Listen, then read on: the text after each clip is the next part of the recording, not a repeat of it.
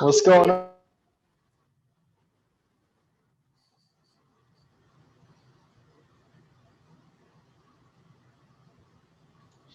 Morning. Morning, afternoon.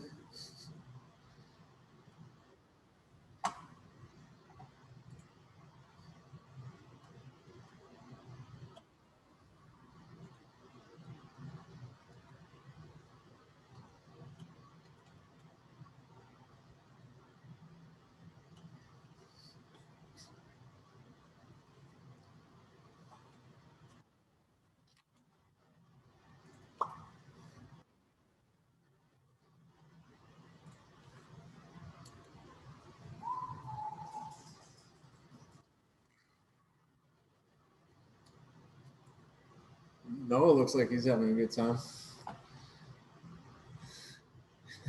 A very good time.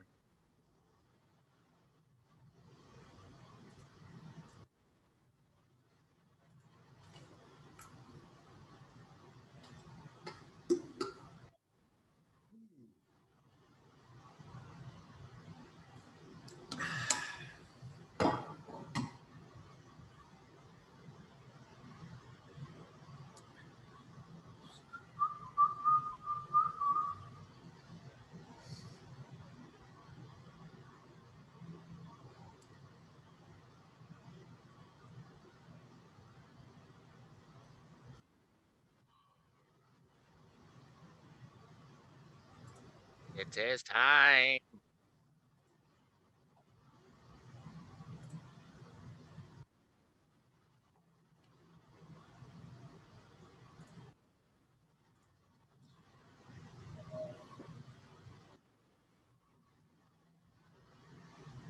All right, solid. All righty. Yeah, it's 12:30. Let's get rolling. Lord, thank you for bringing us together this afternoon. Thank you for everything that you do for us. Thank you for getting us through the first week of online. Please help us stay focused the rest of the semester. Help us to carry through with some momentum, not get discouraged or distressed. And then we pray. Amen. Okay. Okay. So what are we doing today? Good question. Nobody knows. I don't even know. I don't make these slides. All right. Uh, what was confusing last class? Need friction. I'm confused. I'm confused already. Free body diagrams. I'm guessing that's what that is. Free body diagrams. The best way to get over confusion of free body diagrams is to practice free body diagrams. Right. That's my advice. And don't worry, because we are going to get lots of practice with free body diagrams. That's going to happen as we go. Today and the rest of the week, we are going to be mostly running through example problems, right? And so that'll be good. Everybody will get hopefully some good exposure and practice doing free body diagrams. Before we get too into it here. The examples that I posted for week 2, I was not expecting you guys to all, be able to do them all completely 100%. I am expecting that, I would be happy if you guys could got the free body diagrams, the inputs, the outputs, and the mathematical truths, but you just weren't sure how to set up the equations. I'm fine with that. The point is, I wanted you all to try. I want you all to try these problems before we do them in class, so that we can have questions ready to go. So it's not just me standing up here doing example problems, or you guys feeling like I am ambushing you to do them, which I kind of technically am. I'm just giving you more time than, calling you out in class. You're expecting it. So, be like Batman and prepare, right? And prepare. All right. So, yeah. Is there any other major issues that have arisen that since last class that you guys would like me to talk about?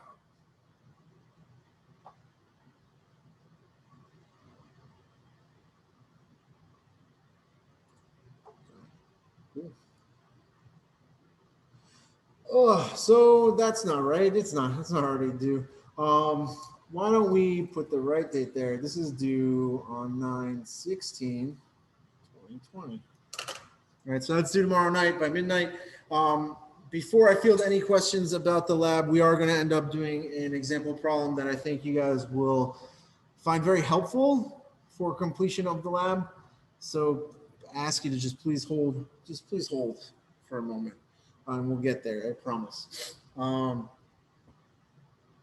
Okay. And then we got a homework due on Sunday. Do yourself a favor. Please at least try starting to set up like free body diagrams. You can do all that stuff even if you don't feel comfortable doing like equation reductions. You can still do most inputs, outputs, right? You can try to step through the steps on each of the homework problems. Okay.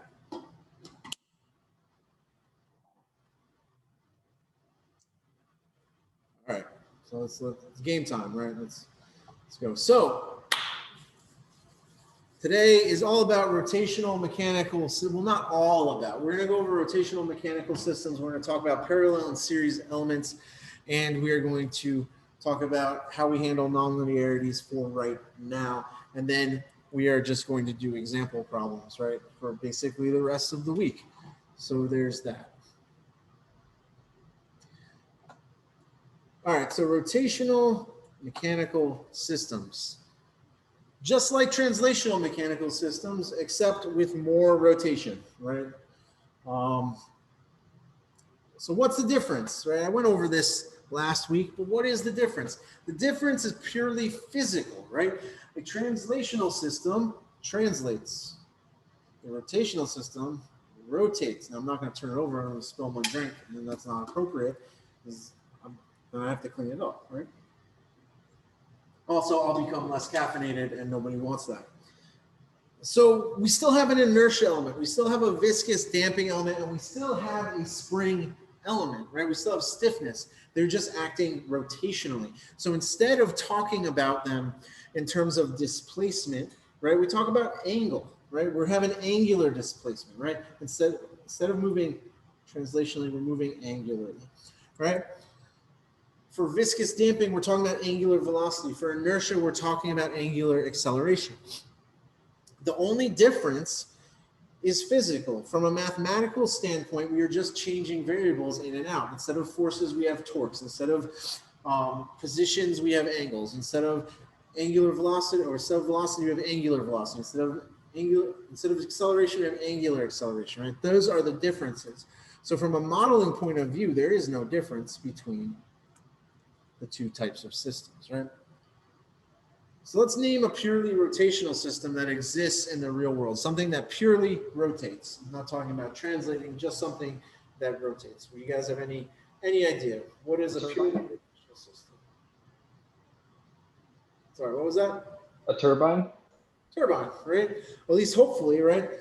I don't know how it went down in Professor Tomford's statics and dynamics class, but all of the wind turbines in my class, none of them translated. They all only rotated, right? So, I mean, I'll talk to her offline later and we'll suss it out. But I think that's pretty good, right? So how do we handle these types of problems? Well, if you thought to yourself that the Dr. D #1 5-step terrific method for solving problems is the place to start, then congratulations. So that's how we're going to do it. We're going to do it the same exact way. We're going to step-by-step methodically attack these problems, right? So just like a translational system, we have inertial elements. This time we call them J, and they will result in second-order ODEs. You need to have a free body diagram for every inertial element that you have. And every inertial element gives you a second-order equation, and they stack, right? So if you have multiple inertial elements, you are increasing the order of your system, right? If you have 2 inertial elements, you now have a 4th-order system, 3 a 6th, right? They stack in that way. And we'll see why when we get to Laplace transforms. I think it becomes very clear, right? And there's certain implications that come with higher order systems that we can also talk about when we get there, right? So let's just try one, right? Since we're here, right? If you guys are okay with it, I don't want to submit you to it, but I think you guys would be all right if we try one, right? So here I have a toroidal segment piston, J1, that is matched with a toroidal segment cylinder, J2, right? Now I'm going to change this diagram because I actually did it with theta pointing this way. Okay. Does it matter? No. Do I like to use counterclockwise positive? Yes. Does it matter? No. You can do whatever one you want to do. It's fine. It will come out similar, right? It won't be exactly the same. There'll be some sign differences, but we should get roughly the same answer. All right. Both of these rotate about a common axis, right? So we'll call this a common axis, right? Boom. They're rotating about that common axis. Positive angular displacements are measured clockwise from the untwisted equilibrium position, which I just told you is not the way that I did the problem, right? I am going to measure them counterclockwise. And a diesel engine provides external torques T in of T that appear as equal and opposite pairs on both discs. So imagine, if you will, for a moment, that this right here is my toroidal segment piston and cylinder, and my hands are the diesel engine. We are twisting in opposite directions, right? So this is going to want to separate, right? You're going to want to separate. Well, maybe not. There exists a condition where you haven't applied enough torque to actually make one end right. Anyway, we'll talk about that in a second. Okay. So far, so good. So we're going to need a free body diagram for this, right? And there's two ways that we can do it that I'll talk about. Okay. So what I want you to do for the first way, right, is I want you to imagine that you've taken your toroidal segment piston and you've rotated it 90 degrees. And now you're looking at it head on. Right? Looking at it head on. So I'm going to draw my free body diagram of J1. Right? I'll start with J1. Okay. So the free body diagram for J1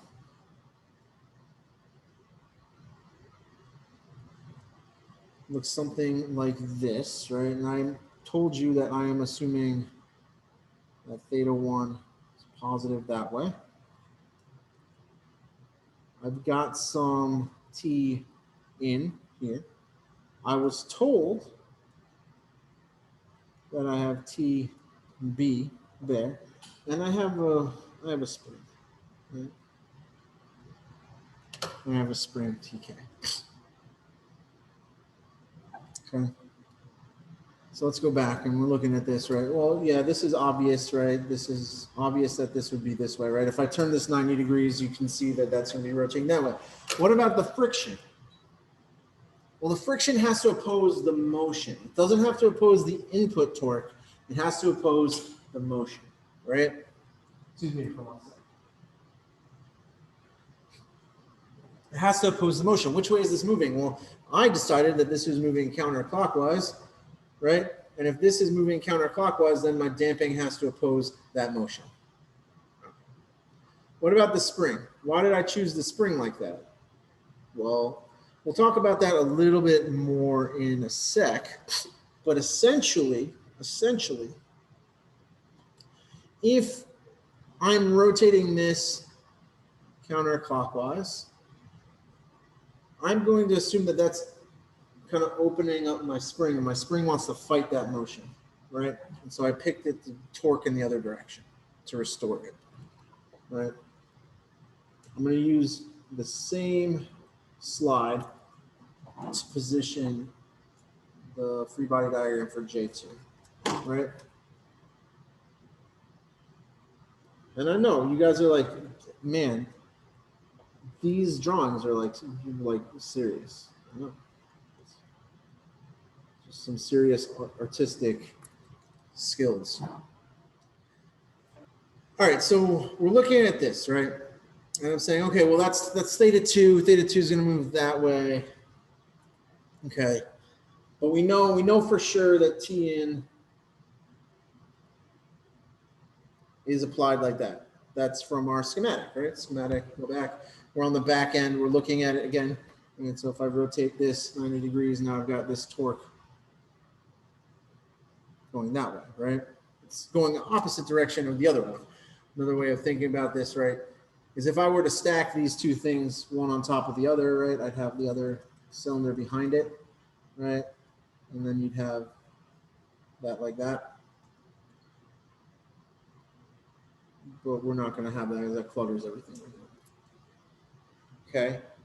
Well, what about the damping? Well, I've said that this is moving to counterclockwise, right? I've claimed that this is moving counterclockwise.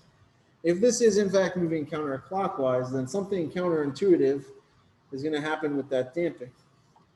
This needs to fight. This needs to fight theta 2.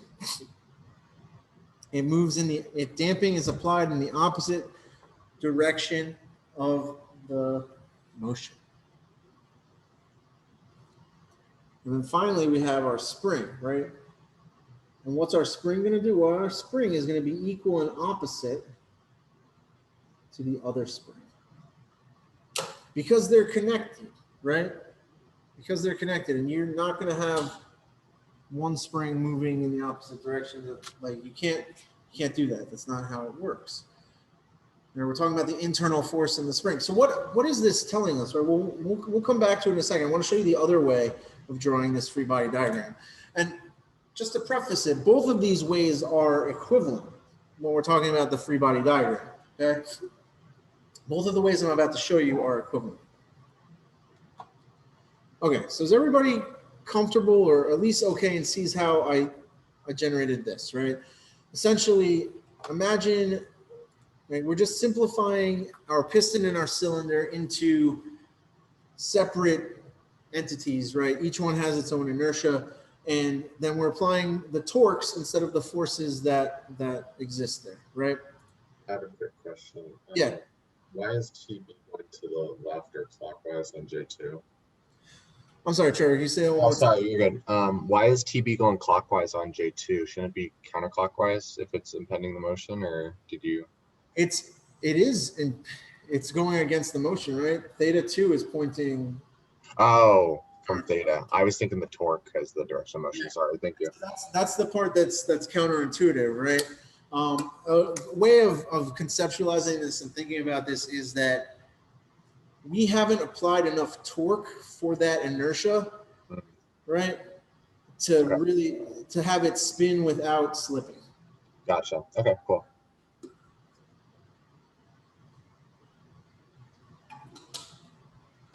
All right. Excellent. Excellent. So let's try this the other way, right? Because maybe you don't like things rotating, right? Maybe you prefer this. What if I was to make the analogy that this entire system was just two translating blocks?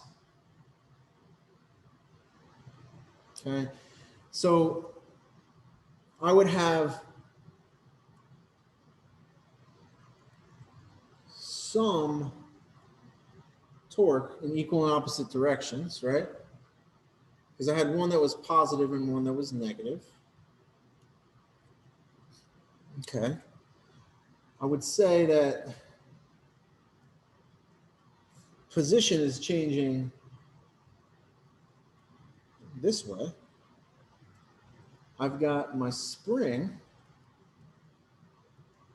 which is doing that, and I'm going to have some damper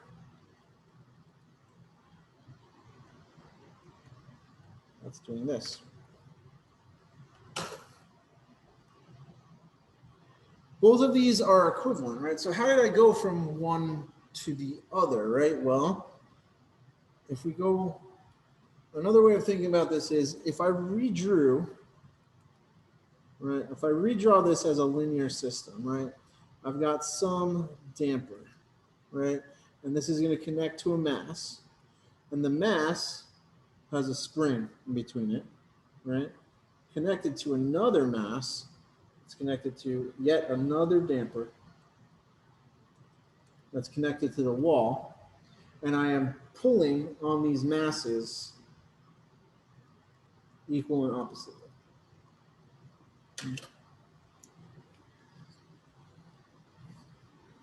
And I've got my coordinates, but I'll put them down there anyway. Theta 1. So if you like to think about this, right, you're like, you know what, things are rotating. I don't really like that. I prefer to think of this as a translational system. By all means, convert it and do it this way, okay? If you don't mind doing it as a rotational system, do it the other way and track your torques, okay? They're equivalent. Just make sure that you're consistent with whatever you choose to do, okay?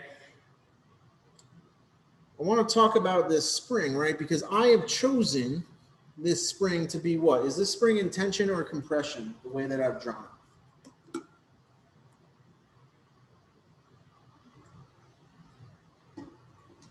It's in tension. Tension, right? Because it wants to pull it back to the center. So if I'm pulling out, another way of thinking about this is look at the forces, right? I'm clearly putting this in tension, right? I'm pulling apart with the same force on both sides, right? So it would have to be in tension. But I told you that this theta is moving to the left, right? So how is this going to be in tension if that's moving? Well, if the first one moves significantly more than the second, right? If I assume that theta 1 is larger than theta 2, this is going to be in tension. Think about it this way. I've got two matchbox cars that I attach the bumper of one to a spring, and then the other end of the spring goes to the front bumper of the rear car, right? So I've got this two-car system, okay? And I move the front car more than I move the back car. I still have a net effect of being in tension on that spring, right? And this is important, right? Because we need to think about how these things are moving in conjunction to one another to know if they're in tension or compression, because that's going to determine the signs that we use, right? Now, is it a problem if you decide, well, you know what, I think theta 2 is bigger than theta 1 for this? No, that's fine. But just make sure that you take it into account, right? And so you'll see when I do problems, right, I will write things like assume theta 1 greater than theta 2, right? This comes into play when we're writing our equations, right? Because when we write down our mathematical truths, because this is a free-ended spring, right? Because J1 and J2 can move independently from one another, we have to take into account the net distance, right? The relative change in distance of that spring, not the absolute change from either end. You guys okay with this? Everybody doing all right? Still I have tracking? one question about the dampening. So in the original picture, like the kind of three-dimensional isometric picture, where does the dampening come from? I think I'm not seeing that. So it comes from down here, Chris. Okay. Oh, gotcha. Cool. So remember, when we're talking about damping, we're talking typically about viscous friction effects. So it's going to be like interface between lubricants and walls, so thin films typically. Sometimes if you want to get real cheeky, right, like you can say, well, there's a thin film of dew on the ground, and so we can model that as viscous friction, right? That's sometimes that happens, right? But yeah, overall, if you think that you're missing something, look at the walls. Sometimes you'll see a problem later where we use C instead of B. People use those interchangeably. Sometimes C for damping, sometimes B. So just be aware. Cool. Thanks. All right. All right. So what are my inputs and my outputs here? Right. What's my input? Somebody just shout it out. T1, right? The torque going in. Yep. T in. How were you supposed to know that? Well, you're told that it's T in. Please don't get that one wrong, right? That's like a softball, right? It's just hanging there. All right, what about the output? What do we have? So if I'm putting some torque into the system, what am I expecting to get out? Rotation. I'm sorry, what was that? Rotation. Yeah, rotation, right? So you're gonna have some position.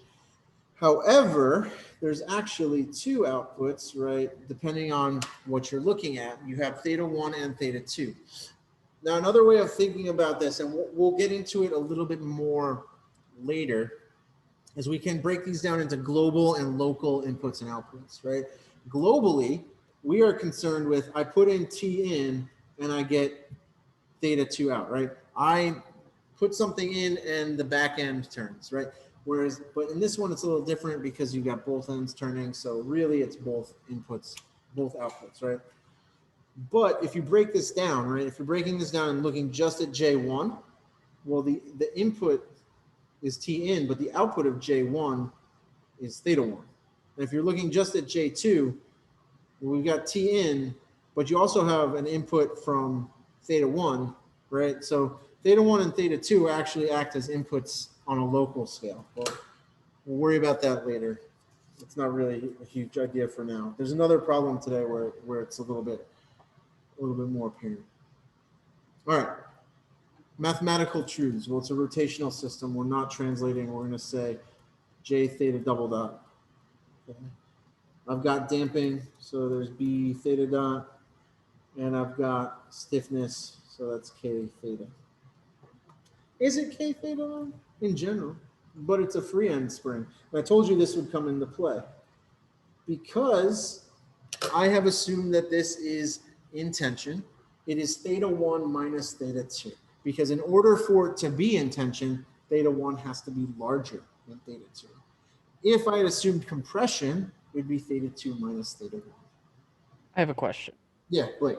So that changes when it's connected to another initial element as opposed to like a ground? Yes, right. So, well, yes and no, right? So when it comes into play, right, is if I have this, right? Okay, we got two masses and there's some spring. Mm-hmm. They both have different changes in position, right? If x1 was equal to x2, the spring wouldn't move, right? Because they wouldn't move by the same amount of distance, right? It's when they're different that we have to worry about this, okay? Now, if you had something like this, but this one was so heavy that we're like, you know what, it's so much heavier that it kind of acts like ground and it's not going to move, then that's fine. But there are instances where you might have ground that actually moves as well. So when the theta 2 or x2 or whatever isn't moving is when it's just k theta or kx? Exactly. Got it. So it's the difference between a free end and a fixed end. If one of your ends is fixed and is not moving, then essentially, I mean, this equation always applies, right? But if you have a fixed end, one of them becomes zero, right? One of them becomes zero. Okay. That's it. That's our mathematical truths, right? So now what we do is we go into our reduction. How do we do that? Well, I'm going to apply these to my free body diagram. I had a quick question. Yeah, listen. Sorry, Sorry about that. So if something's like translating, it's two bodies translating or rotating, if there's a condition in which they're both, like say it's like a steady state and it gets to them moving the same amount, would we be changing this, or is this like an initial type of condition? Great question, and we'll talk more about what it means for us for steady state when we get to wait for it. When we get to time domain analysis, that's when understanding, you know, the roots of the equation, the characteristic equation, and doing Laplace transforms is going to help us out. We can find steady state, but this. So think of it this way: this is the in general format. One, we need a couple of things before we can define a response. First would be analyze, like, what is our forcing function? Is it a square wave? Is it a sine wave? Is it a step, right? Impulse, whatever. That's going to affect what our output looks like.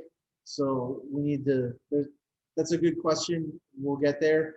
But for now, this is the general, and then we will talk about how to specify it to steady state.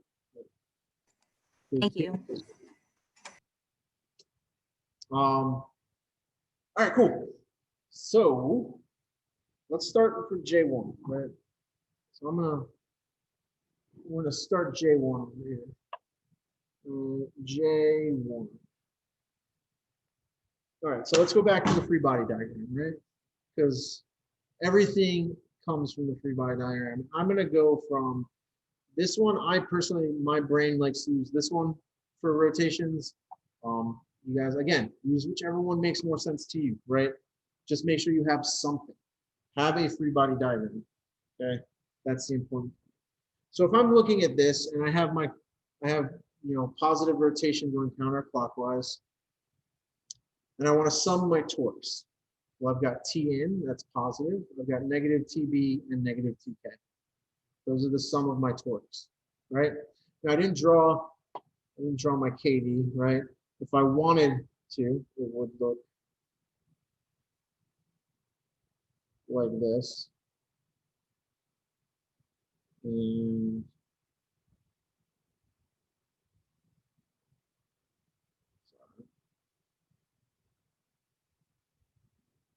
right, that's what my Kd would look like.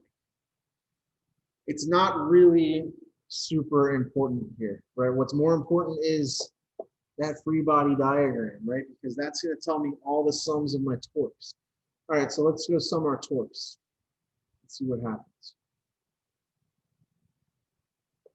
All right, so I'm going to sum my torques. Well, I've got Tn minus Tb minus Tk is equal to J1 theta double dot.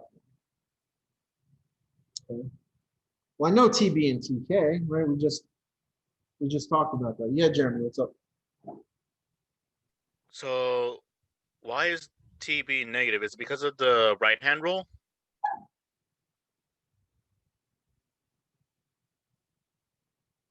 When we look here, I've got positive rotations defined as counterclockwise, right? This is applying a torque that is in the opposite direction of my motion, right? So this is negative because when I drew it, it came out negative. All right, got it. Right? So yes, based off of right-hand rule, but remember, choice of coordinate system is arbitrary, right? Coordinate system, right? All right. Let's say it this way. God didn't invent coordinate systems. Humans invented coordinate systems to understand with our puny brains how God does things, okay? Coordinate systems are arbitrary. You can use whichever one you want, right? Some of them make your life easy. Some of them don't, right?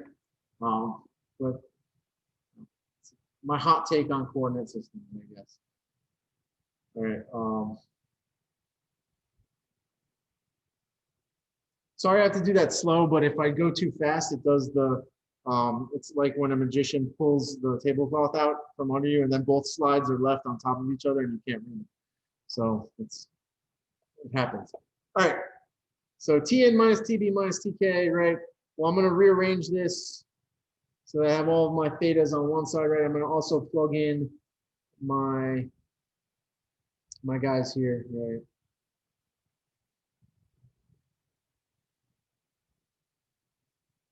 Right, and I'll be left with something that looks like that. I did two algebra steps at once, right? And this just became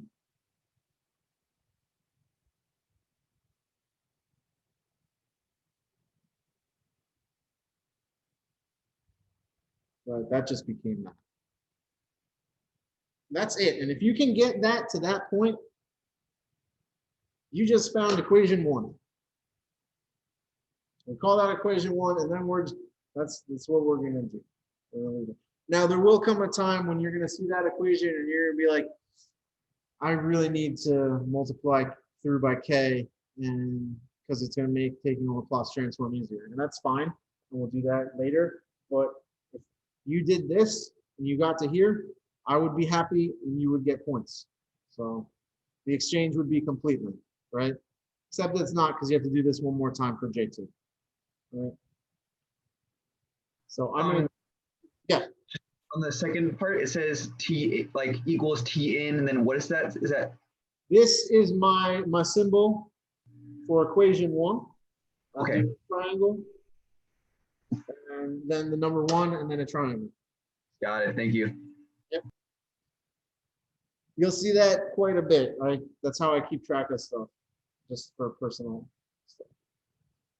All right, so we're going to do this for J2. So let's hightail it back to our free body diagrams. Right?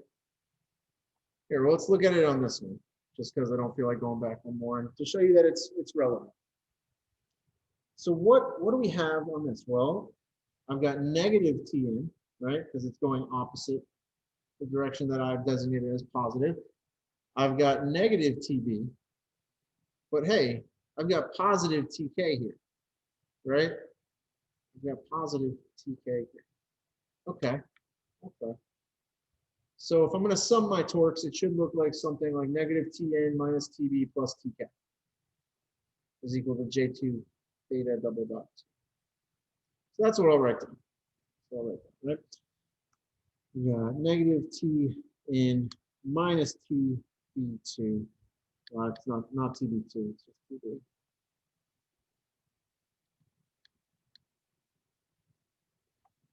Plus Tk is equal to J2 theta double dot. Okay.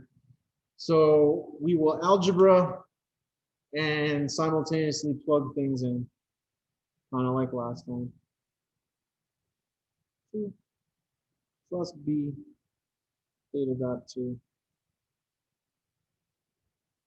minus k theta 1 minus theta 2 equal to negative Tn. And that will be equation 2. And we had 2 inertias, so we need 2 equations, and so we're done. Right, so what order system is this? So who was paying attention earlier? What order system is this? Second order. Fourth order? Second. What was that? One more time. Fourth Second order? order. I heard a fourth order. It is a fourth order, right? Because why? Because it is 2 second order systems, right? 2 second order systems. We put them together. This, again, this will become apparent, or more so obviously apparent when we start doing, when we start trying to find characteristic equations for systems, right? Because this is going to have a fourth order characteristic equation, which means we're going to have 4 roots, which means there's something that we have to talk about with stability, right? But that's in the future, that's not today. All right, is everybody okay with this as it's been laid out, right?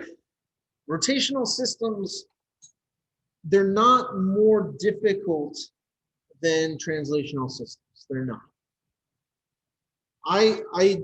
The first time you see them, right, you want to be overwhelmed by them because they're rotating, right? And our brains are like, I feel like our brains are hardwired to find that to be a more difficult scenario than translation. I do think that translation is more intuitive, right?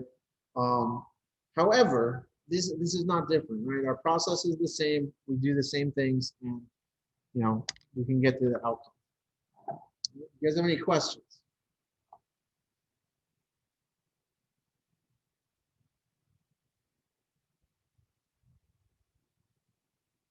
No, no questions. All right. Oh, Okay, well done.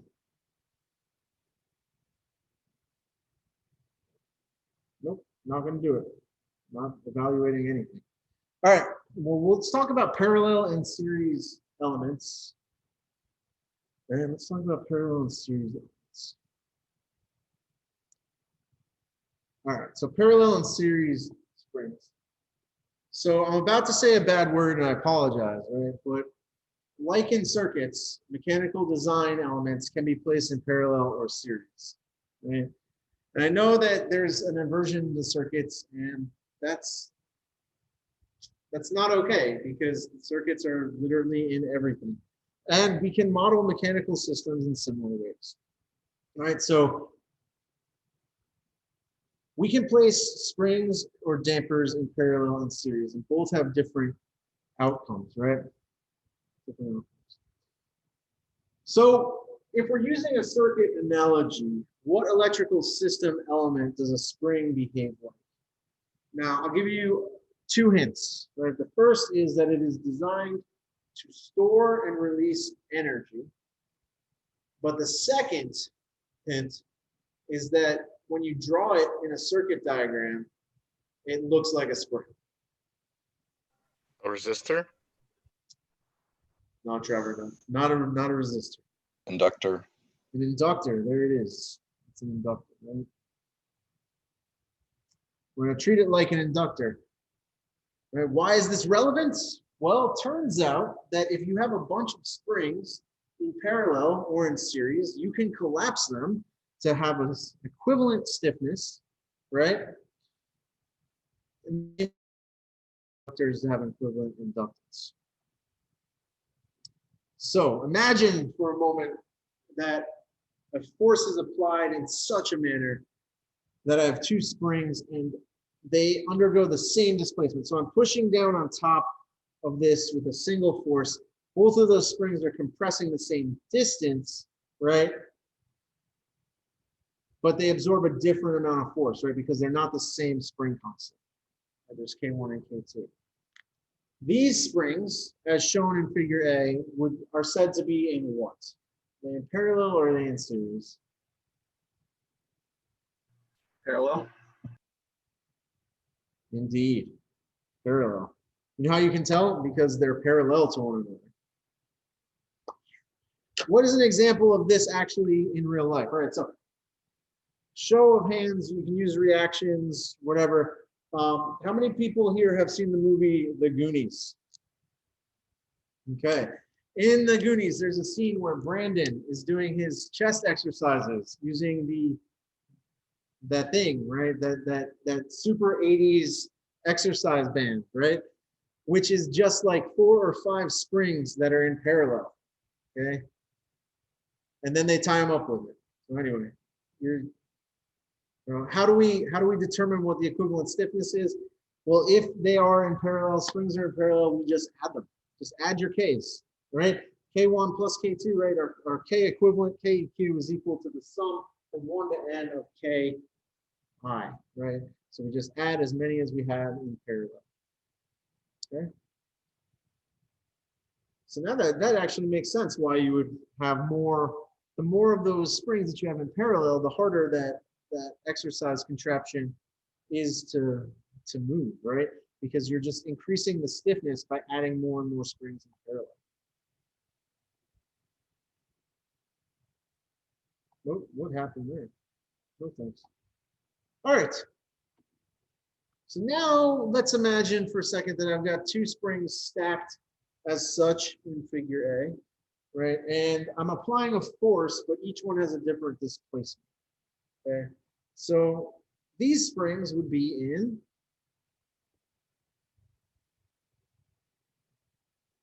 Series. Thank you. Thank you.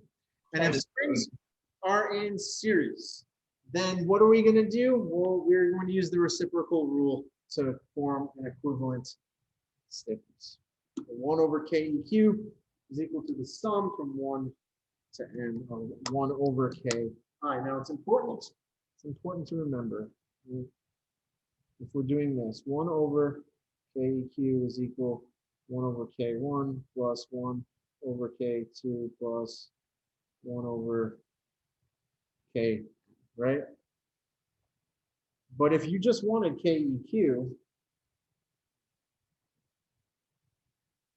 need to take 1 over right?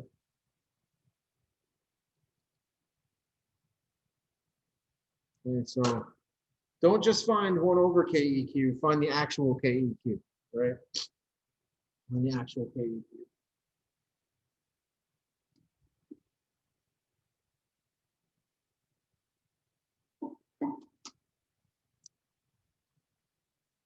Also, for anybody who knows Brian Gastineau,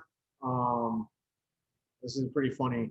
Brian Gastineau kept calling this Pythagorean theorem all last year. So if you know him, you can tell him I said that. It's fun. All right. By the way, this is not, please don't call this Pythagorean theorem. It's not Pythagorean theorem. It's not. All right. Cool. So let's watch a video because I said it, but YouTube will confirm it and that will make it true.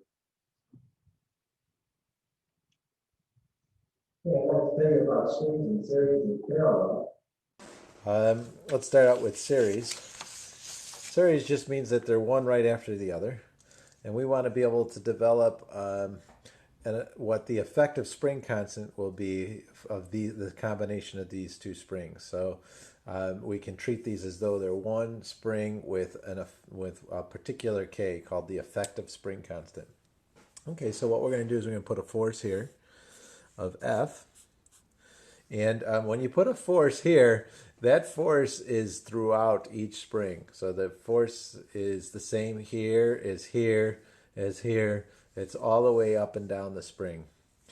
That's tension, right? So the tension is the same throughout. Okay, so what will happen then is this will stretch and that will stretch, but the total stretch we'll call X total. And the total stretch will be X1 plus X2. Okay, now if we use Hooke's law, F equals Kx, we'll ignore the negative for a little bit here. Then X is equal to F over K. And so what I'm going to say is that the X1, how much will it stretch? F over K1. And how much will X2 stretch? F over K2.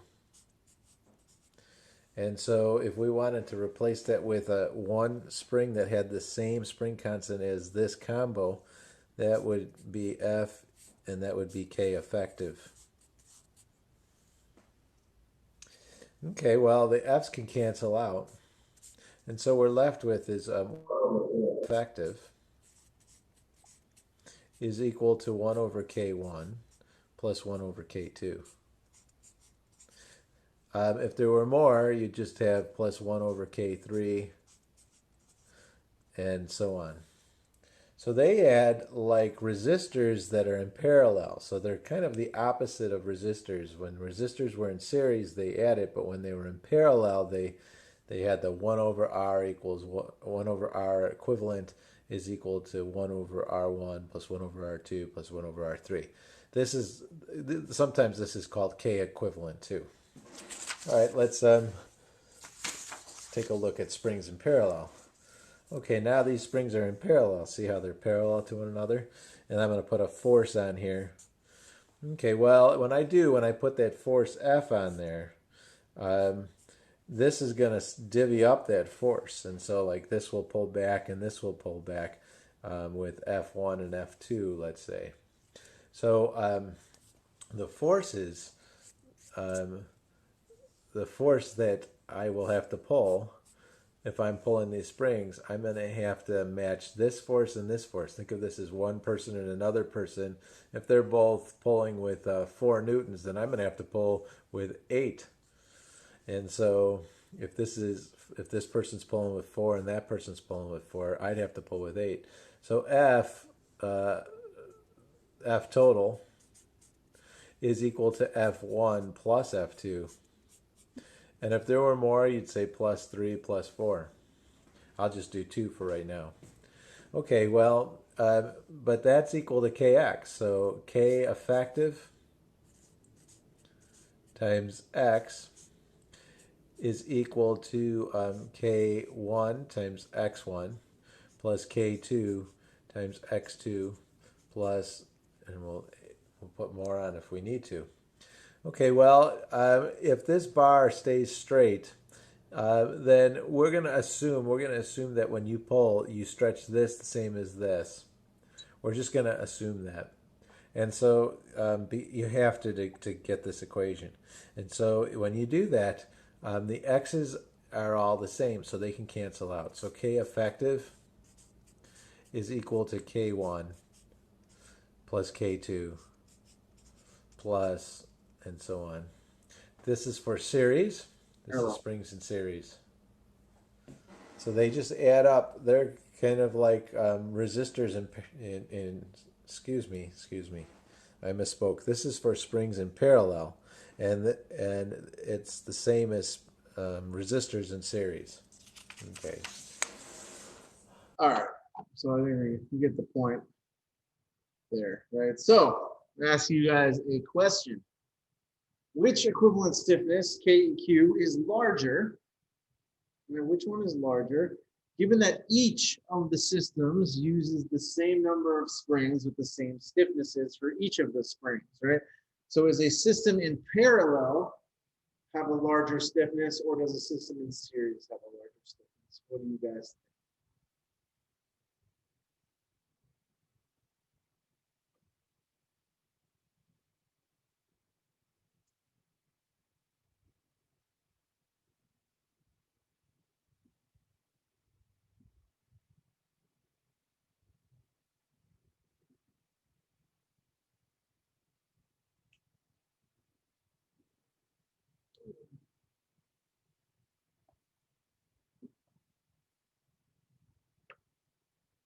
All right. It's looking like we've got most people saying parallel, and then somebody is switching back and forth, trying to hedge their bets, right? So what is it? Parallel, right? Because I'm just going to add them, right? 2 plus 3 plus 4, and 1 plus 2 plus 3 plus 4 is 10. 1 over 1 plus 1 over 2 plus 1 over 3 plus 1 over 4 is not 10. Right? 1 over that is not 10. One way of kind of thinking about this is something that one of my professors undergrad talked about with this. Like, if you were going to jump out of a window, would you rather have the mattresses stacked or spread out? Would you want them to be in series, or would you want them to be in parallel? That's a trick question, because there's also damping involved in there. So, I mean, if it was just springs, right? What would you want? Would you want them? Well, technically, a wider area would give you more. The parallel surface would give you more. Would give you better stiffness, right? Larger Okay. area. Yeah. But anyway, that's not really here nor there. Let's talk about equivalent damping.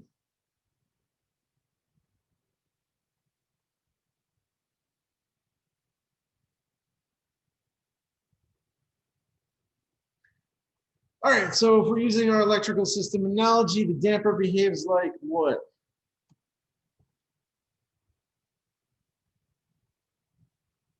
A resistor. It's a resistor, right? Because it resists the motion. So, if that's the case, we're just going to treat it like a resistor in series, and resistance in series just increases as we add them together. So you have two dampers in series, just combine the B, and you're good. What if you have them in parallel? What's the reciprocal? We'll watch a video next week that goes through all the different analogies between mechanical and electrical systems, just in case you guys have any burning questions about it. Okay. It's important to note that if I give you a motion input, right, that motion was generated by a force. Now, that is not to say that if you don't see it, so if you don't see an applied force, don't have one on your, don't just throw forces onto your free body diagram. right? Still have a motion input. But that motion was likely generated by a force, right? Just as an aside. Okay. But don't go throwing things on your free body diagram if they're not called for. Okay. Any questions on equivalent stiffness or equivalent damping? All right. Not too bad, right? In practice, when would you use that, right? Well, of course, there's always that workout equipment, right? If you were doing a complex model of a system that was very large and had multiple springs in series and in parallel, you could break them down to a single stiffness, right? So instead of having to model 3 or 4 springs, you can model 1 spring. So there's that, right? What's another way of thinking about this, right? So in a design process, you find that you need a 20 kilonewton per meter spring, which is a ridiculously huge spring, right?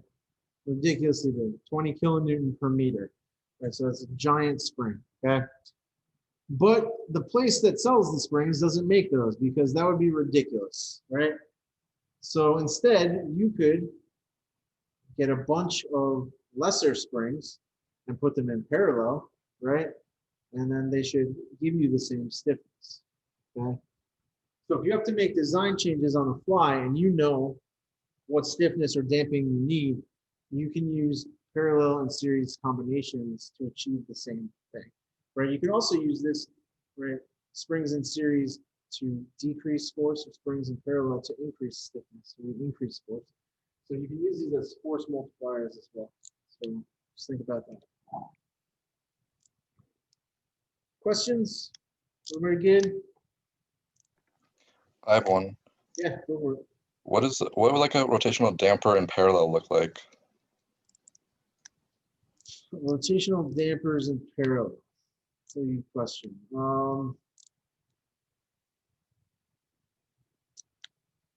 If you had, so like similarly to the last question that we had, right? You had some thin film around a rotating shaft. If you had multiple different materials, right? So if you had part of your shaft was Teflon coated and the other part was not, that would be rotational damping in parallel. In terms of actual dampers, like an actual rotational damper, it would just be anywhere that you are applying the same force but getting, or applying a force but getting the same velocity across the 2 dampers, right? So, but practically speaking, like if you had something that had multiple, like different coatings along the shaft, right? Some things only put Teflon on the upper edges and then use liquid lubricants for the rest. Well, depends. Question. All right, nonlinearities. But you said we don't have to do that. I changed the deal. Pray I don't alter it further. When Darth Vader circa in Cloud City, right? Don't know what the year was. It was a long time ago. Many mechanical systems involve nonlinear effects, right? We went over some of these. We've got friction, we've got gear backlash, we've got nonlinear stiffnesses, the presence of discontinuous forces, right? So if you have a contact or a damper force that occurs only when the mass is in contact with something else, right? So, you know, sliding contact, right? There's only friction while it's touching the other part, right? This is seen sometimes in MEMS. So how do we deal with this? Well, it turns out to do this, I'm going to run through this example. This is the same solenoid that we talked about in Thursday's class, right? Same exact solenoid. The only difference is now we are going to incorporate some dry friction in here as well, right? It's riding on some surface, right? So if you're thinking to yourself, well, I should just use the same exact model, I'll use the same free body diagram, but I'll just draw dry friction on there as a force. And yeah, that's exactly what we're going to do, right? So we're going to do our free body diagram here, right? And there we go. I got my mass. We got some electromagnetic force. I've got damping. I've got stiffness. And I've got this dry friction force. Okay. And if, you know, we wanted to.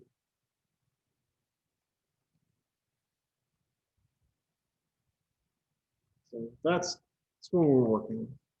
All right.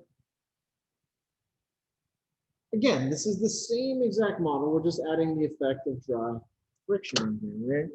And not much has changed so far. So that's good, right? So what do I do next, right? So inputs and outputs. Everybody all right with this free body diagram?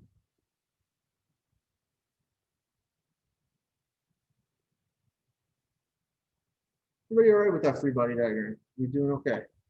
He's good. Okay.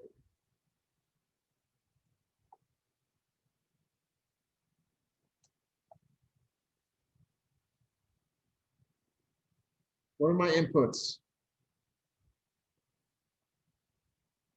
Electromagnetic force. Yep. FEM. What's my outputs? Or my output? What's the intended effect of applying the electromagnetic force? Displacement. Displacement. X. Cruising. All right. Now we got to do our mathematical truth. This is a linear system, so sum of the forces is equal to mx double dot. Right. We've got some damping. That's going to be bx dot. I've got a spring. It's kx. What else do I have? Well, I've got F dry. What is F dry? Well,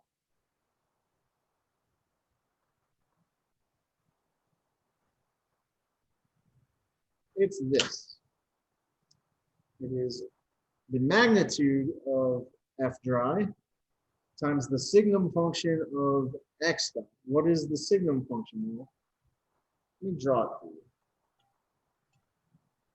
The signum function,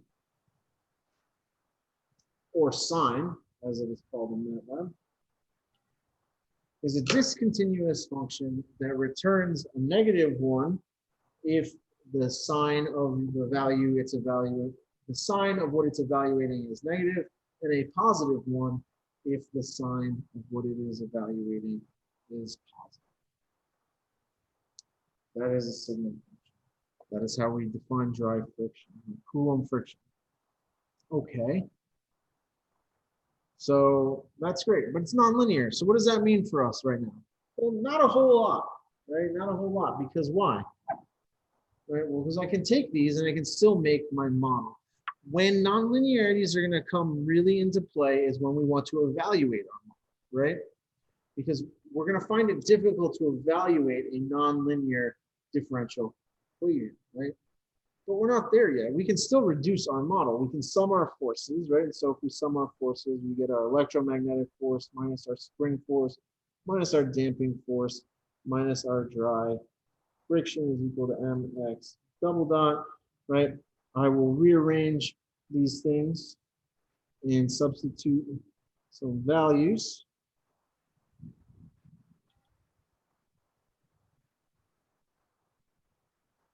Signum of x dot plus kx. Notice these friction terms, right, are both functions of x dot. Right? But notice that, please. That's done on purpose.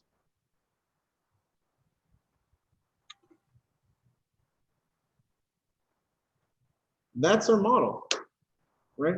So up until this point, right, we can include nonlinearities, right? You can get the model for this. We just can't evaluate it with what we have in our toolbox right now. We'll learn about how to linearize things, right? We'll learn about that, but not until we get to time domain responses. Are we using the signum function or the discontinuous version because we're turning it off and on? Like it's not a continuous motion. It's selective? Or is it a longer explanation? It's we're using it because dry friction will always oppose the direction of the velocity, right? The direction that we're changing our position. And it's discontinuous at 0, right? So that's the issue. It's discontinuous over its entire lifespan. It's that, remember, we're using, whenever we're talking about these systems, we're talking about small variations from equilibrium, right? And so if you're at 0, potentially at equilibrium at 0, any small movement is not going to be enough to knock you out of the discontinuous range. So then my next question would be, does that take into account static friction, or is the dry friction the same as kinetic friction? That's a good question. Static friction would be different, right? We think of static friction as a limit that we need to broach before we start moving, right? Right. So that would not include static friction. Okay. There is no motion, right? So your velocity, well, I guess technically your velocity would be 0. Okay. Yeah, your change in position would be 0, right? Because you shouldn't be moving if you haven't broken static friction. Gotcha. Okay. Good question. So to answer the original question, how do we deal with nonlinearities right now, right? We just run our equation and you just leave it. Just leave it nonlinear right now. I'm not asking you to do anything beyond making the equation right now. There will come a time when we look at this and we will compare the nonlinear version to the linear version, right, by using Simulink, and we'll see how far off it is given a set of parameters, right? But for right now, it doesn't really affect the model making process, right? We just roll with it, and then later on we would linearize it once we understand how to do that. Any questions on this? You guys doing okay still?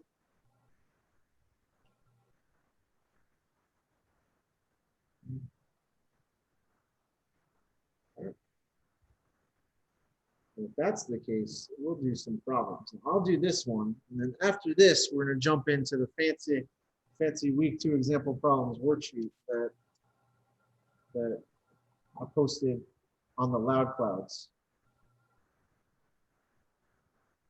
They really missed an opportunity, honestly, to name it Thundercloud, but I mean, that would have been good. Yeah. It would have been a lot cooler. GCU, I know you're watching this. Come on, Thundercloud. All right. So here's figure 3, which is completely out of order because the last figure we saw was figure 6. So, you know, that's the thing that happened in class today. Figure 3 shows a wind turbine generator used for transforming mechanical energy into electrical energy. Now, I know everybody, all the mechanical engineers and the BSEs, right? You guys love wind turbines. We did a whole project on them in ESG-455. They're everybody's favorite, right? So let's assume that in this case, we've got one lumped inertia for J1. So the turbine and its gear train is just going to be one. The shaft, everything from here to here, right? Everything in this circle is one lumped thing that has J1. And everything on the rest of it here, right? This all has J2. Okay? We're just going to put it all together. Okay? The consequence of doing this is that we no longer take into account the stiffness of the shaft, right? But we still will have our viscous friction there. Okay? So, just to recap, how does this work, right? The wind blows, that wind produces some torque that we're going to call T arrow. T arrow spins the turbine blade. It then turns the gear turns the generator rotor and produces some T gen, right? Some torque from the generator. We want to derive a mathematical model for this. By doing this and lumping everything together, we eliminate gear backlash, right? And we really don't want to deal with that right now. So we're going to idealize it. Now, is this a common thing, right? Well, yeah, every problem that we ever do, neglect friction, right? Or wind, don't worry about wind resistance, right? All those things. We are constantly trying to mitigate these nonlinearities, right? In all the problems that we do.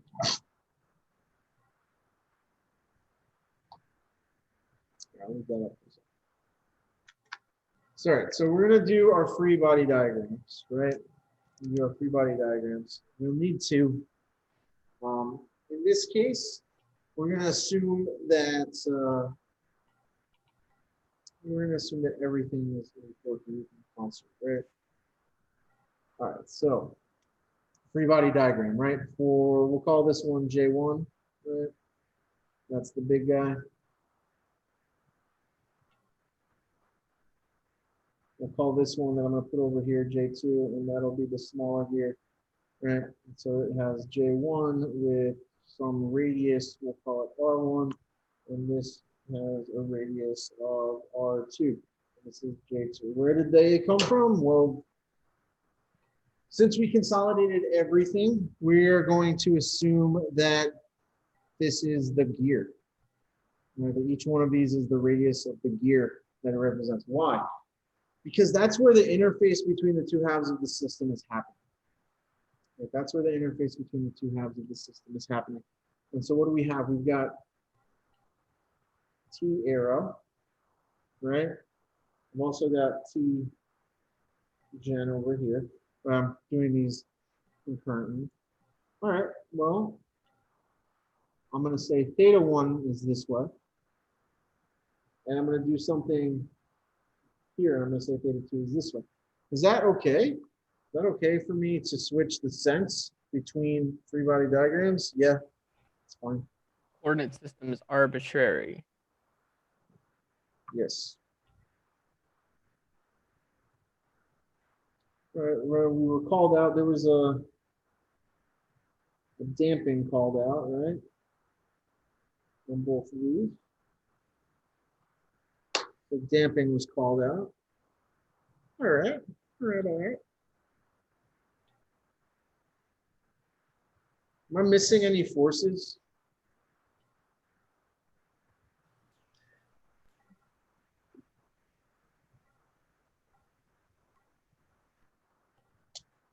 TK? Is there a spring, Jeremy, that I'm aware of? Is there some stiffness? No. Oh, the whatchamacallit, the V mesh, does that matter? Like the tangent velocity, or is that not a thing? They are touching, right? They are touching. So you're thinking, you're right there, you're thinking about it. It is the V mesh. There is contact force between friction. So there's going to be contact force here. And it's an internal force, right? So it has to be equal and up. I drew it on the wrong side. I apologize. They have to be equal and opposite, right? Does it matter which direction you choose? No, it doesn't, because when you put both halves back together, they're going to cancel, right? The thing that's important is you need to make sure that they are equal and opposite. You need to make sure that they're equal and opposite. Okay, so there's some contact force. All right, so let you guys choose. Do you want to solve the turbine or the generator first? Which one should we go with first? Remember, I know it's easy to remember by looking at the pictures, but just in case you guys forgot. Turbine. Clearly that's a turbine and clearly that's a generator. Right? So turbine, I heard turbine. We'll go with turbine. This class is a turbine group. Last class was a generator group.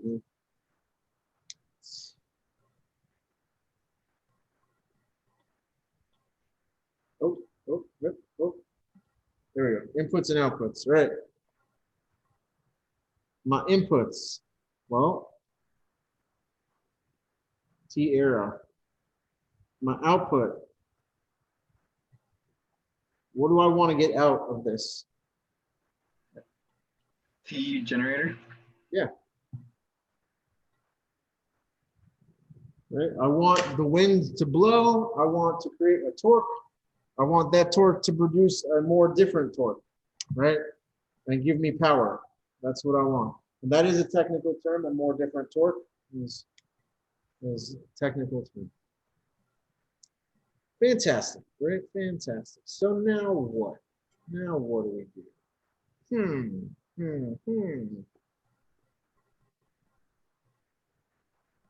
All right, so let's talk about our mathematical truths, and then we'll do our turbine model.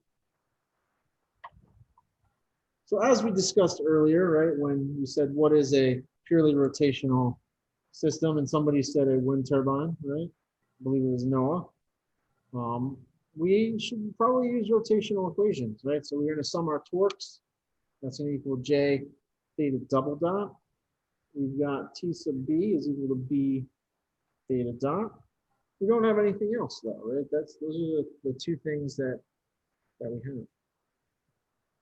That's it. Those are our truths for it. So we're going to go back to our free body diagrams, right? We are going to look at the turbine FBD, and we're going to sum our torques, right? And set that equal to J1 theta dot double dot. So I'm going to go slowly and get back here. And all right, so let's look at this, right? I've got T arrow, that's positive. I've got TB1, that's negative. And then I've got a force. Well, a force, last time I checked, a force was not a torque. How do I make a force into a torque?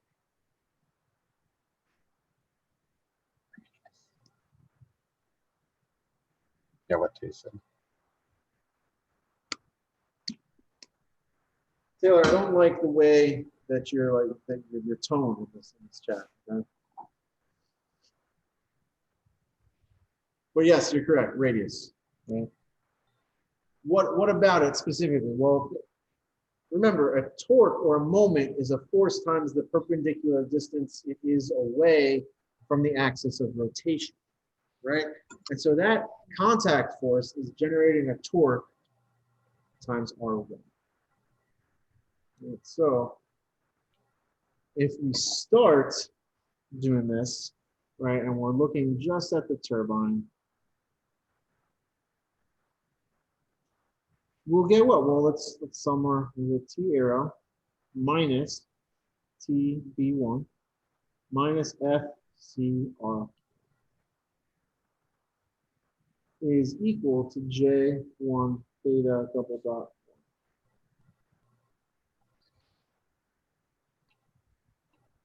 Right, and I'm going to rewrite this as J1 theta double dot 1 plus B1 theta dot 1 plus FCR1 is equal to T theta. And I will call this guy equation. Okay. We use the same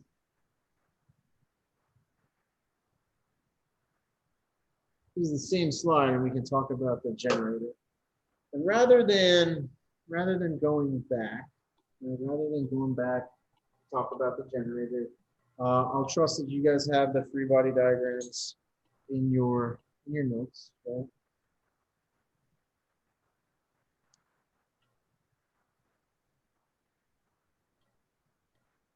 So we're going to sum our torques. No, I will go back. It's important. All right. So we have to sum our torques here, right? And notice we've got the opposite sign convention here, right? So we're going positive counterclockwise. So FCR2 is positive, right? Tgen is negative and TB2 is also negative. So we'll run back.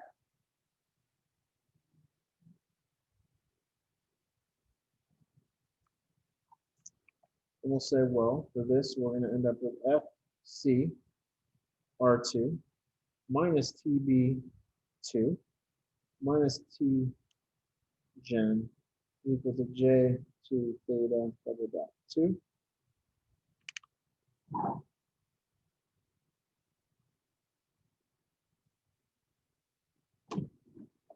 Okay. So J2 theta double dot 2 plus B theta dot 2 plus T gen is equal to FCR2. Well, Dr. D, that looks different than what you told us, right? Isn't T gen our output? And yes, yes, it is. There's a reason that I did it this way, right? And we're going to talk about that right now. Because normally I would be fine if you left it like this. But from a practicality standpoint, right? From a practicality standpoint, I don't really care what the contact force is, nor will I know what the contact force is, right? You are likely not going to instrument every tooth on your gear, right, to understand what the contact force is through time, right? That's not going to happen. So what we want to do is we want to combine these two equations, right? We want to get just T arrow and T gen, right? We want just our total input, which is T arrow, and just our global output, which is T gen. So we're going to have to solve one of these. Taylor has a question in the chat. Yeah, I have a question before we move on. So this is kind of a notational thing. On our previous example, for your angular acceleration, your angular velocity, I noticed that before we didn't put any subscripts on them. And if we're using a lumped model, aren't we kind of assuming that they're the same? Now, I'm assuming that the answer stems from assuming opposite directions of rotation. Is that why we did that? So for this one, the reason why there's subscripts on like the B's and things, is that what you're talking about? No, specifically for the angular acceleration and velocity. So theta dot, theta double dot. For this, these are two different inertias that have two potentially different, right? So I'm going to go back to the schematic. In 1 second. Well, my question stems from if we're assuming that they're like rigidly connected, wouldn't we just assume a We're not lumped assuming system? that they're rigidly connected. We're assuming that each one is its own separate. So we're assuming that this entire piece that I've circled in red is one lumped portion, and the whole blue part is one lumped portion, right? So there's two separate inertias, right? Each with their own separate. So you're saying like in this previous example, right? Why didn't we use? No, the one earlier, way earlier, with the spring that connected them. There should have been. I might just not have written it. Come on.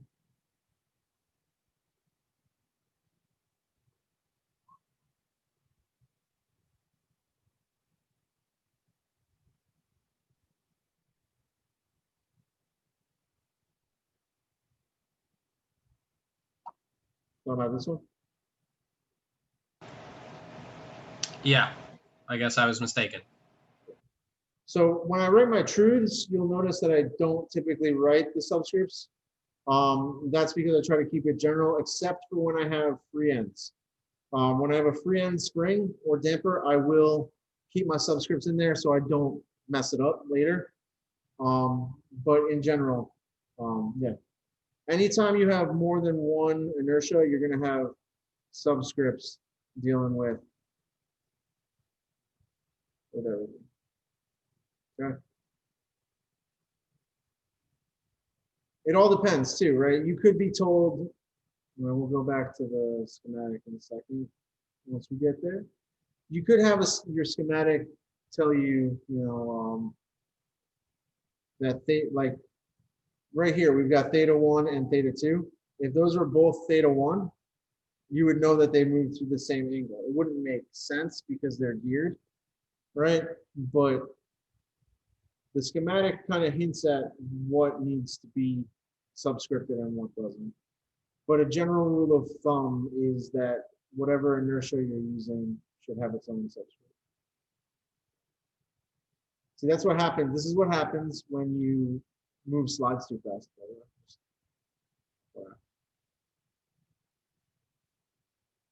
Okay, so here we are, right? So I've got, normally this would be fine, right? But again, for the sake of practicality, right? And Noah, did you have a question? Sorry, you raised your hand too. I'm all right. You answered it. All right, so for the sake of practicality, right, I'm not going to know this contact force, right? So I want to combine these equations back together. So how am I going to do that? Well, I'm going to solve this equation 2 for F sub C, right? And I will do that right here. Let's solve 2 for F sub C, okay? And if I solve this for F sub C, right, just essentially divide out by R2, right? I'll get J2 over R2, theta double dot 2, plus B2 over R2, theta dot 2, plus 1 over R2 Tgen. And I'm going to call that equation 3. Right? Now, why do I want to do that? Right? Well, I just kind of hinted at it, right? But I'm going to take this equation 3 and plug that back into equation 1 now. Right? And that's going to eliminate that contact force, right? Because in the real world, you will not know that contact force, right? I think it's pretty apparent that you would not expect to have know the contact force between two gears. Right? It's not going to happen. So let's plug that in, right? Let's plug that in. So if I plug this in, right? So I'm going to plug 3 into 1. I'll get a nasty beast looking equation. Right. Oh, that's interesting. R1 over R2. That looks familiar.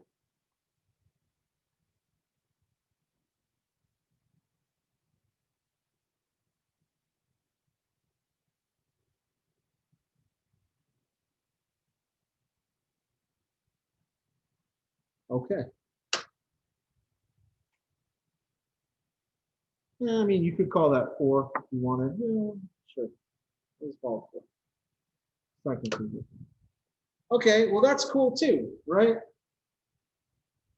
But if we're doing these simplifications to make this more practical, right? Do you think that you will easily be able to know the rotational acceleration and or velocity of the turbine, of the generator rotor? Maybe it's more practical than F sub C, right? Knowing the contact force between the gear. But probably not, right? You're probably not going to instrument the inside of a turbine, or I'm sorry, the inside of a generator, right? However, you probably would really easily be able to tell what the acceleration and velocity of the turbine blades are, right? That seems reasonable. So we want to convert our theta 2s to theta 1s. And how are we going to do that? Well, for those of you who took ESG-455, there's a concept known as rotation about a fixed axis, or RAFA, right? And so this is rotation about a fixed axis. For those of you who didn't take those courses, if it sounds like I'm talking about something that is spinning around an axis, then that's exactly what it is, right? And we can make a simplifying assumption based on RAFA, right? Because rotation about a fixed axis occurs, then we can say that theta dot 2 is just equal to R1 over R2 times theta dot 1. And we're we're going to call R1 over R2 n, right?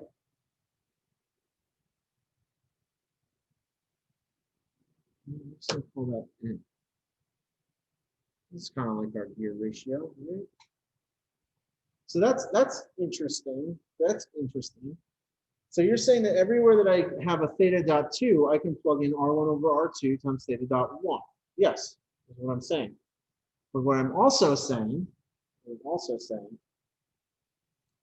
is that if you took the derivative of this with respect to time, R1 and R2 are constants. So you can plug that in for theta double dot.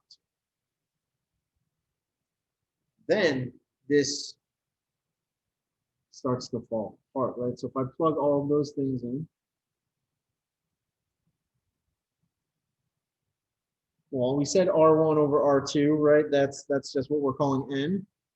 So that's R1 over R2 times J2 times, well, theta double dot 2. All right, so that's going to be n times n times J2 theta double dot 1 plus n times n times B2 theta dot 1 plus n T gen is equal to T arrow.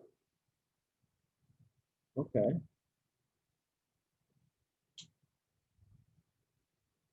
Well, n times n is just n squared, right? And something interesting happens, right? Because I can take these terms now, and I can group them together. And I can take these terms and group them together, right? So I'll have J1 plus n squared J2, theta double dot 1, plus B1 plus n squared B2, theta dot 1. And I'm going to say this is equal to T arrow minus n T. Now that has everything in terms of my torques and the angular velocity and acceleration of my turbine, right? And technically you could throw T arrow on the other side, right? Say that there's that too. But so here's something else. Notice how this exists here, right? This is sometimes called JCL or JEQ. That is a composite or an equivalent inertia. So this is saying that you could replace this entire two-part system with a single inertia that takes into account both sides of it. We can do the same thing here. This is a composite or an equivalent damper. Now, is that really that important? I mean, if you got it down, honestly, if you had equations 1 and 2, right, for a homework or an exam, unless you were specifically asked to do something like this, I would be fine with that, right?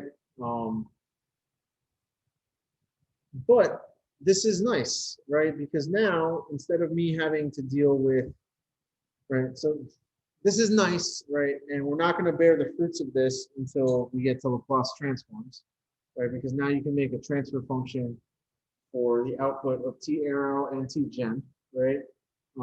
Which is nice, but not necessarily important right now. There's one more thing we can do with this. There's one more thing we can do with this. We can change, I mean, this is great to have this in terms of position, right?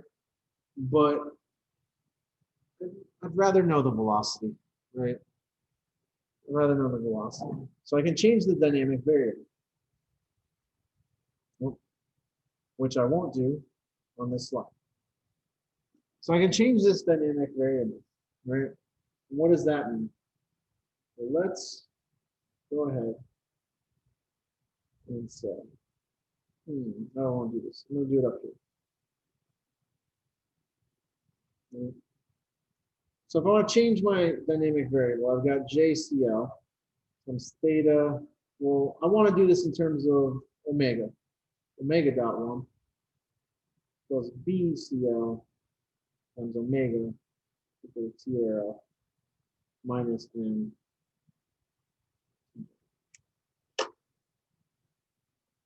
So changing the dynamic variable is that easy, right? For a system that has no stiffness, right? If you want this in terms of velocity, that's great. Again, right now, without understanding the evaluation process, this is like great, big whoop, right? But if you were to take the Laplace transform, now we would get an answer for the response of the velocity instead of the position. Not to mention, we've made it a first order system as opposed to a second. Right, so we've reduced the complexity.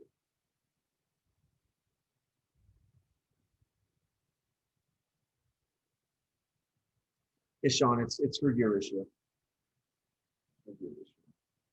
But honestly, it doesn't really matter.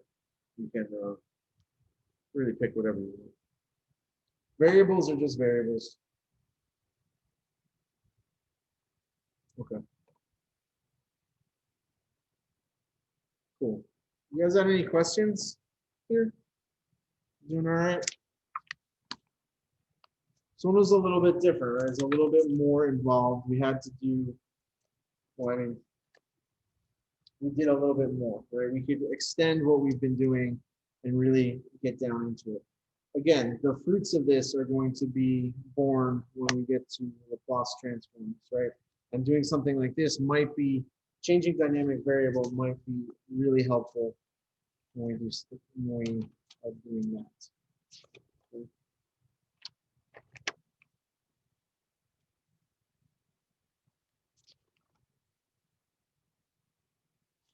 Okay. Questions? No? No questions? Well, if that's the case, Taylor Burrows, come on down. You're the next contestant. Right?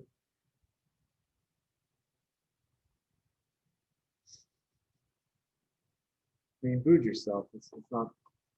Sorry. All right. So what do I want? Right. We're gonna work through these. Taylor, I would like you to take the reins on this one and go as far as you can, and then I can take over. Right. So I will stop sharing the screen. If you've done the free body diagram, that's great. We'll start there. Right. Let's start there. How do you want me to do this? So do you have it drawn out on paper? No. I mean, I just saw it, so no, I haven't touched it yet. Gotcha. All right. Well, in that case, let's do this. I will put this back up. You can use annotate to create a free body diagram for this. Use what? Annotate. So you're gonna have to draw with your mouse. It's a lot of fun. So there should be an annotate button on the top. Okay, here. At the top? Yeah, on your toolbar, wherever that happens to be. It might be under more. I found it. All right. Okay. So, actually,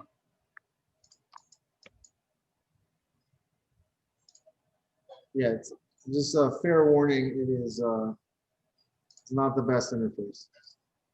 So, okay. All right. So, free body diagram for the first pendulum math form. What does it look like? You can also do it on paper if you really wanted to, and then just hold it up. Well, I've been using a pad, and so it won't show up because the frame rate will be different. So it'll look funky. So call this let's see, 1, 2.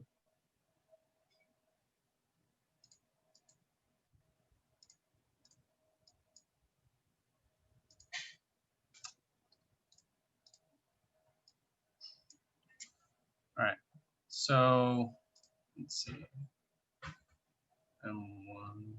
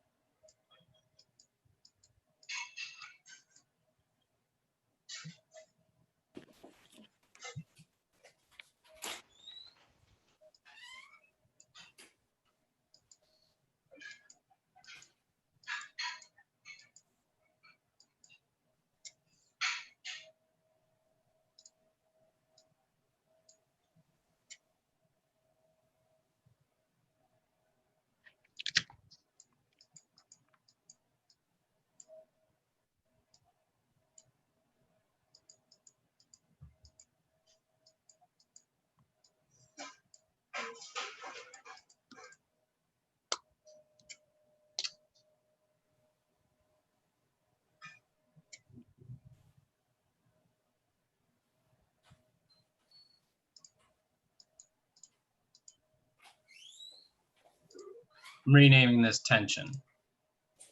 Okay.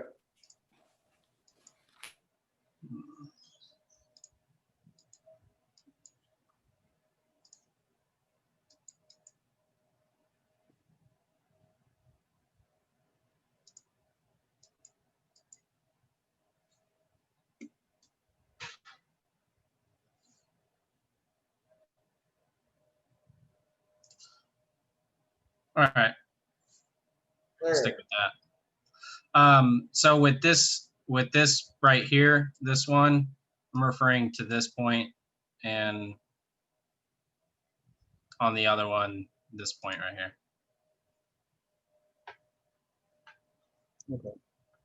So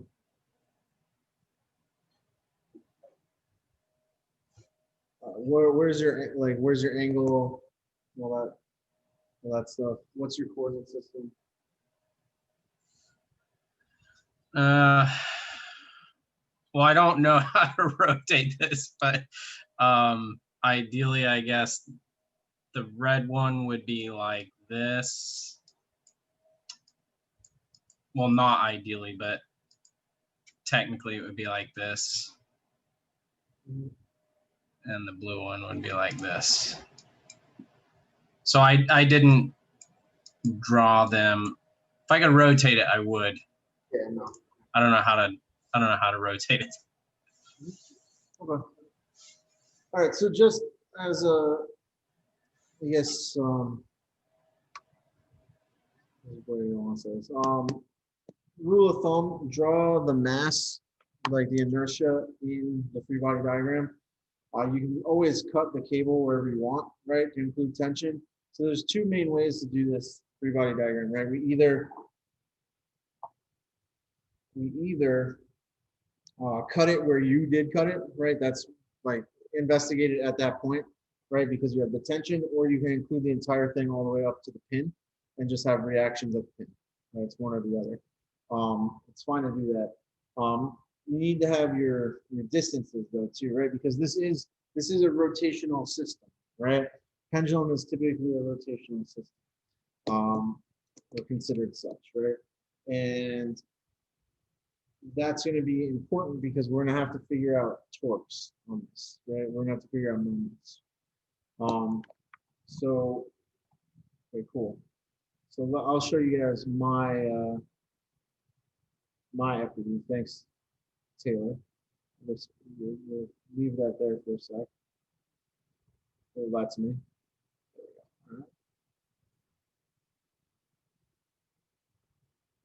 There we go. All right. Look at that. Right. And so for mass, oh, that was weird. I didn't know we let you do that.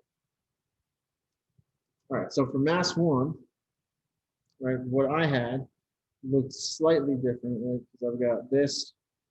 I'm gonna have my force for K. I'm out here. I'm gonna have my mass here. I'd have tension coming up here. And I'm going to call this point, there's some point up here that I'm calling point C, and that's where we're rotating about, right? That's it's in line here, and I've got some theta 1, right? Got some theta 1. Which means that if I'm looking at this, right, I've got a component of my weight in this direction and a component in that direction. So let me rewrite this, right? So here's M1G, here's M1G, that's theta 1, cosine of theta 1, right? And this one's M1G sine, right? And similarly, well, all right, I didn't explain what coordinate system, right? I am going to be using normal and tangent. Now, this goes back to earlier in class when I told you that it doesn't matter what coordinate system you choose, right? You can choose Cartesian, you can choose whatever you want. However, for this problem, you're going to make your life significantly easier if you use normal and tangential coordinates. Why?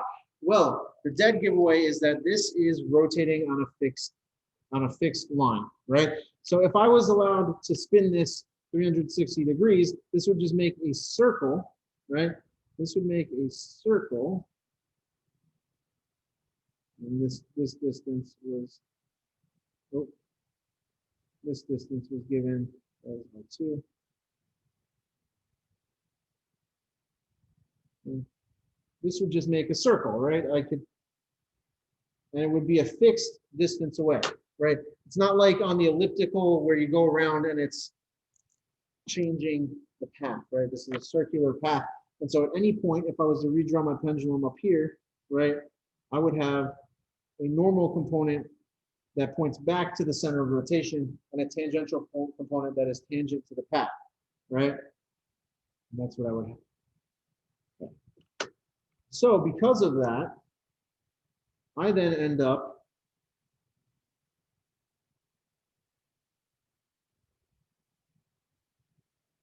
with these components as well, right?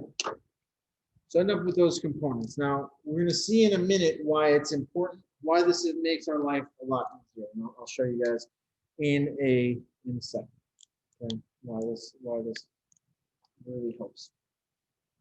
Okay. And so then for mass 2, here's point D where I'm rotating about. I've cut my line over here somewhere. Right? This is the, let me draw this better. Right. Here's my tension in the line, P2. Here's my mass. Right? I'm not going to draw the components on this one right now. Right? And then there's FK, right? And notice it is equal and opposite to my other FK, right? And this angle is theta 2. And I think here to here is also L1, and from there all the way down to here is L deuce. All right.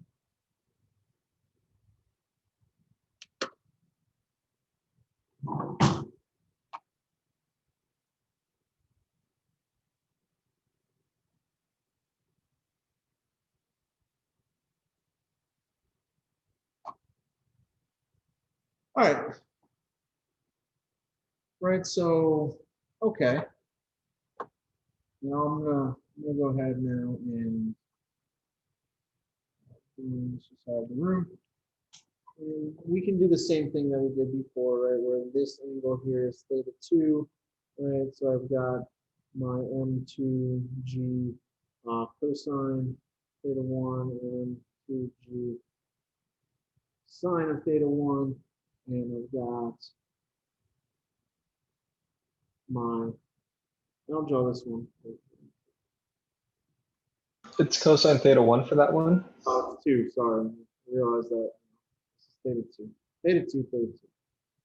Right, and so here's my components, right? This is the FK cosine theta 2. FK. So this is kind of sloppy on the screen, right? But gets the job done. You can draw it much nicer. I recommend trying to draw it as nice as you can in your actual work, right? But we get the idea here, right? These forces are equal and opposite, right? They're equal and opposite at the spring. For this spring, should I draw this in tension or compression, right? Well, what I have done, I've drawn the case where I have assumed that theta 2 is larger than theta 1. Is this correct? Because Dr. D, it clearly looks, if you look at the schematic on the last page, right, it clearly looks like theta 1 is larger than theta 2. So wouldn't the opposite be true? It depends on what you want to do. If you want theta 1 to be larger than theta 2, then you got to flip your spring force, right? Because my spring force is drawn correctly for theta 2 minus, theta 2 is greater than theta 1. Okay, so keep that in mind. The other thing about this is that is a linear, right? That is a translational spring. It is not a rotational spring. So that's going to be fun to deal with in a minute. All right, do you guys have any questions on this? Yeah, if you are assuming that theta 1 is larger than theta 2, so do you draw the FK just in the other direction? Yes. Okay, cool. So think about it this way, right? If theta 2 is in fact larger than theta 1, as I have assumed here, right? That means that theta 2 is going to move more than theta 1, right? Which means these are going to be in tension, which means the spring is going to be pulling back to center, right? If theta 1 is larger, this spring is going to be in compression, which means that my spring force has to change direction, right? So think about the situation, right? If you're, you need to determine whether or not you're in compression or tension, right? Because it changes, right? It changes how we deal with the free end spring case, right? Okay. Everybody all right with this so far? Okay. All right. Taylor, I'm going to ask you another question about the inputs and the outputs. What are the inputs and what are the outputs? The inputs are input. The inputs are the gravitational force on the masses. What's my output? The rotation of the masses. So that's certainly true. But I would argue that theta 1 is my input and theta 2 is my output, right? So I'm going to move the first mass and then the second mass is going to move. Both are fine, right? Both are fine. I prefer to think of it this way because it's more of a cause and effect thing, right? I've moved the first one by some distance and I will get a corresponding distance out of the second pendulum. Right? But yeah, technically the force that is generating the motion, right, is the gravity. It's the gravitational force, or the weight as it is colloquially known. So I'm going to use theta 1 and theta 2. All right, so we can set up our mathematical truths now. So just out of sheer, just for the sake of argument, right? What if this problem had been set up such that there was only one pendulum and there was no spring? What would you expect that free body diagram to be?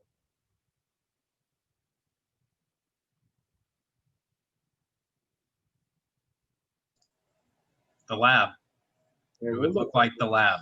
It would look like this free body diagram on the left, but without the blue lines. Yes. Okay. Good. Just wanted to make sure. I wasn't sure if you were asking me directly or just a general question of the class. It's rhetorical, mostly, but it was open to anyone. I appreciate the answer though, because I feel like I would have been sitting there for quite a while. Well, I guess until 3, and then class will be over, right? So I guess it's generally a waiting game at that point. All right, so mathematical truths.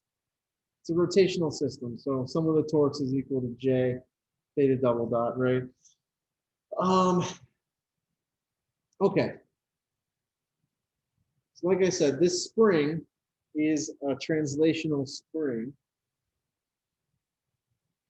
And I have assumed that theta 2 is larger than theta 1, which means that the displacement is larger on the x2 side, right? So x2 minus x1. So this is what my f sub k is going to look like.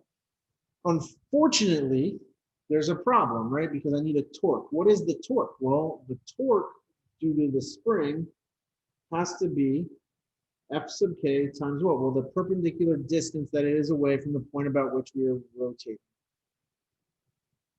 Okay, we'll come back to that in a second. I also need to figure out how to get this x in terms of an angle. And we've done that. We did that before, right? That's just x is going to be equal to some length times theta, and this is going to be some perpendicular length that we are away from our axis. So let's go back to the free body diagram. If we're looking at mass 1, I am going to say that that is rotating about point C. And for those of you who had me in statics and dynamics, you hopefully remember Dr. D's #1 rule about taking moments in a system. You should always pick the point that has the most forces going through it. Why? Because then you eliminate the most amount of forces that you have to deal with. In this case, if you do point C, right, if you sum the moments through point C, we get rid of T1, we get rid of Fk sine theta 1, and we get rid of M1 cosine theta 1. Right? And then we're just left with M1g sine theta 1 and Fk cosine theta 1, right? And so what is the moment associated with that? Well, that spring force has got to be multiplied by L1 to get the moment, right? The weight has to be multiplied by L2 to get the moment, right? Are those positive or negative? Well, let's for a second imagine this to be my pendulum, and I have a pin at point C up in my thumb, right? The weight is pushing down this way. That's going to create a rotation that is what? Clockwise, right? So that's going to be a negative moment. What about Fk, right?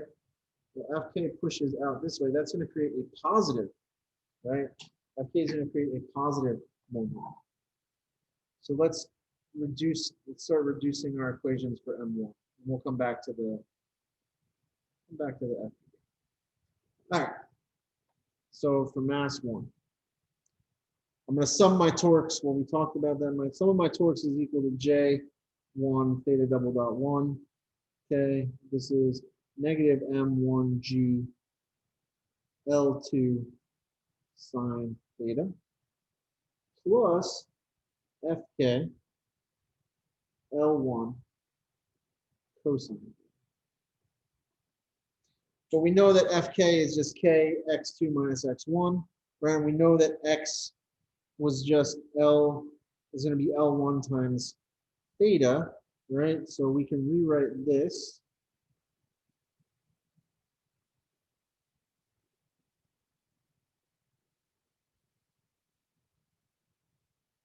K times L1 theta 2 minus L1 theta 1 times L1 cosine. And then I'm going to do the math magic, right? Dark sorcery, okay? And I'm going to apply the small angle approximation. And what does that entail? Well, for a small angle, the sine of theta is approximately theta. And the cosine of theta is approximately 1.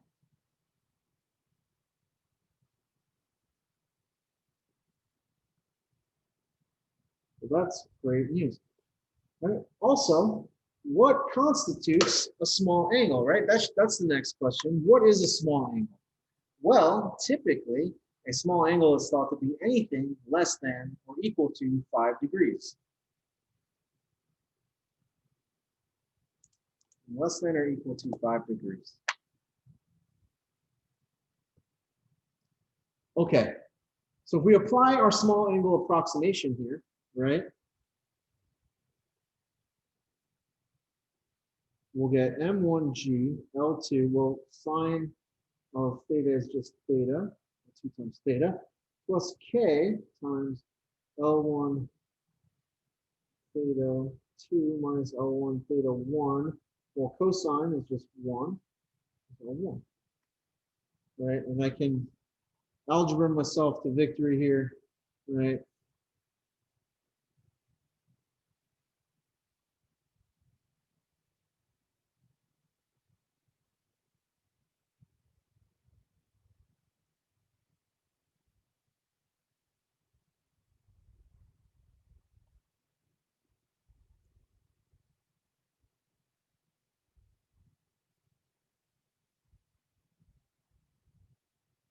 And we'll call it equation 1.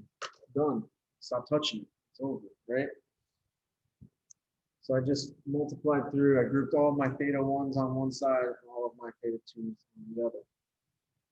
And that's where we're going to be. Okay. Now we just rinse and repeat with mass 2, right? We go back to our free body diagram. We investigate what are my torques, right? I sum my torques, set them equal to J2 theta double dot 2, right?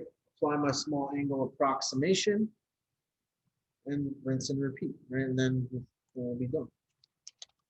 Okay. Well, kind of. And then there's one more thing I want to talk about. But essentially, that's the process, right? Difficult part right here is breaking down the forces and choosing the appropriate coordinates. If you chose Cartesian coordinates, right, you're not going to get this nice, right? If you broke everything to x, y, you're not going to get as many things that cancel, right?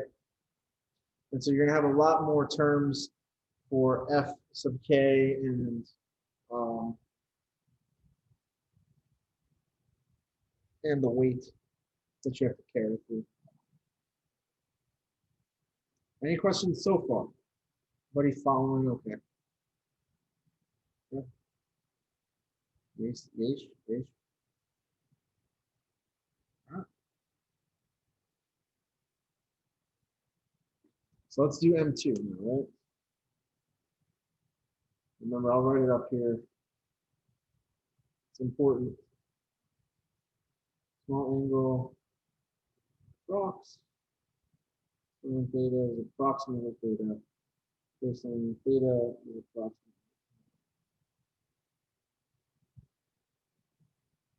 Okay. So if we go back, we're going to go.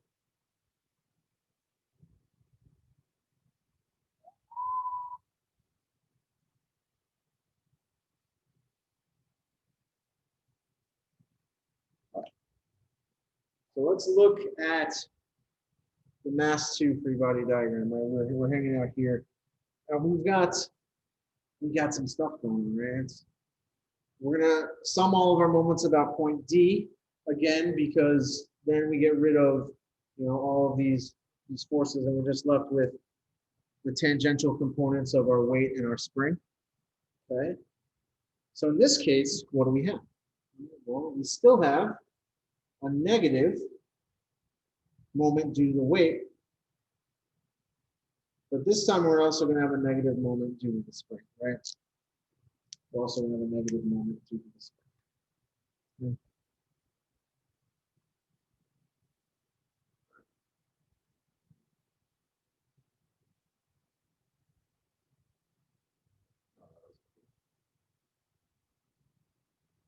Something happened there. Oh well. Wah, wah. As my son would say. Wah, wah. All right.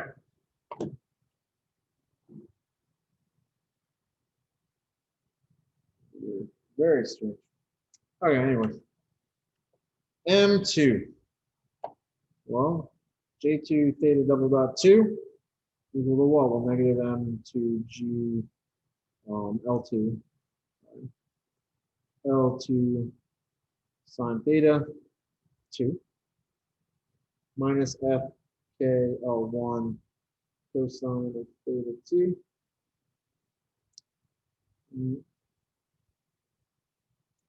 I'm going to apply the small angle approximation and plug some values in.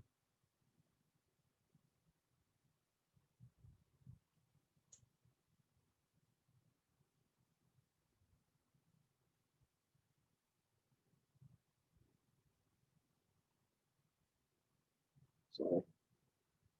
That should be L. There we go. Okay. Start the process of using the algebra for the wind. All right.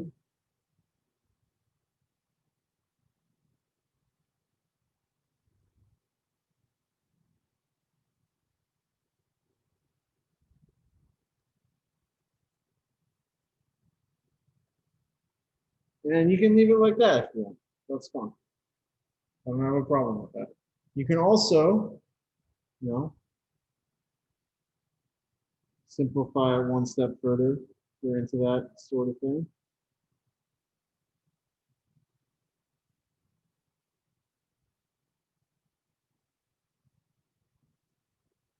Yeah. Either one of these is fine. So there's one more thing, right? Because we should probably talk about J, right? Because in principle, if you wanted to, I don't know, take a pendulum model and evaluate it like against an experimental model for some crazy reason, right? If you, that's something that you wanted to do, I don't know, like maybe before tomorrow night at some point, right? How would you do that, right? What is J? Well, we typically treat a pendulum as a point mass, right? And the moment of inertia for a point mass, as given by the table, is mr squared, where r is the distance I am away from whatever I'm rotating about.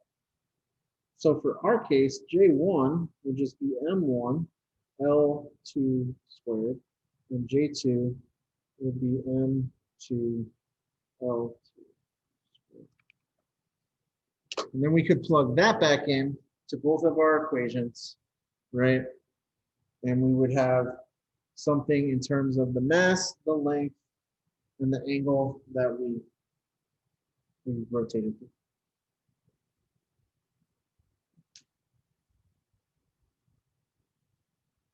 All right. Any questions?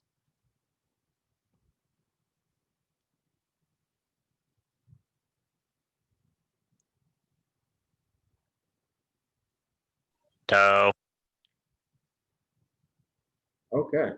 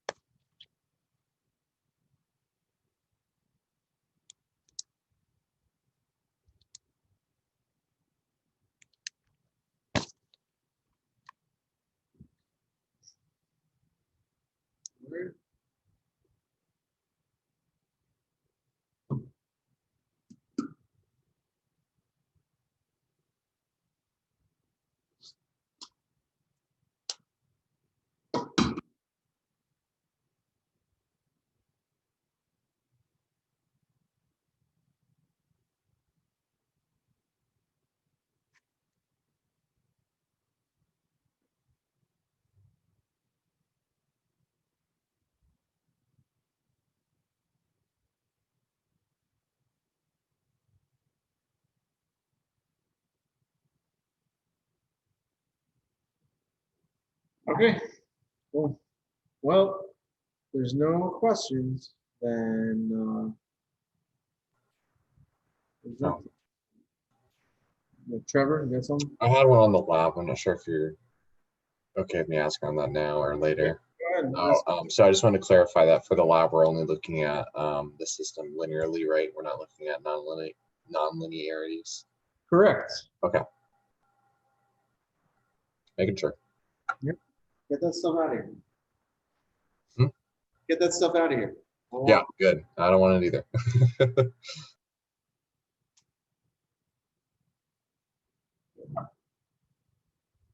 Any other questions? No. Okay. Okay.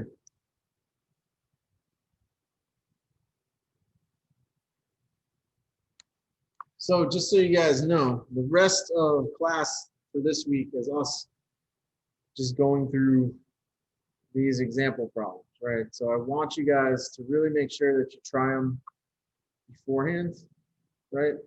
So we can maximize the time in class and have people ask good and thoughtful questions. Just as for your information. All right. So next up, I've got Foster. Foster. Yeah. What's going on? Have you worked? Did you work through the FBD at least on this one or no? Yeah, I have the. I think I have the FBD for it done. All right, awesome. You wanna share it, or you can try to draw it if you want, or if you have it on paper or something. You can hold it I think I up. can try and draw it. I have a pen for my computer. Okay, cool. Let me throw it back up. Screen share. All right. Cool. Okay.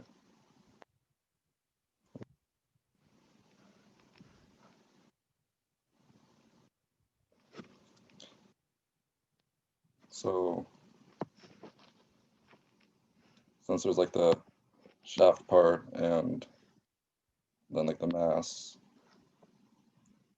Mhm.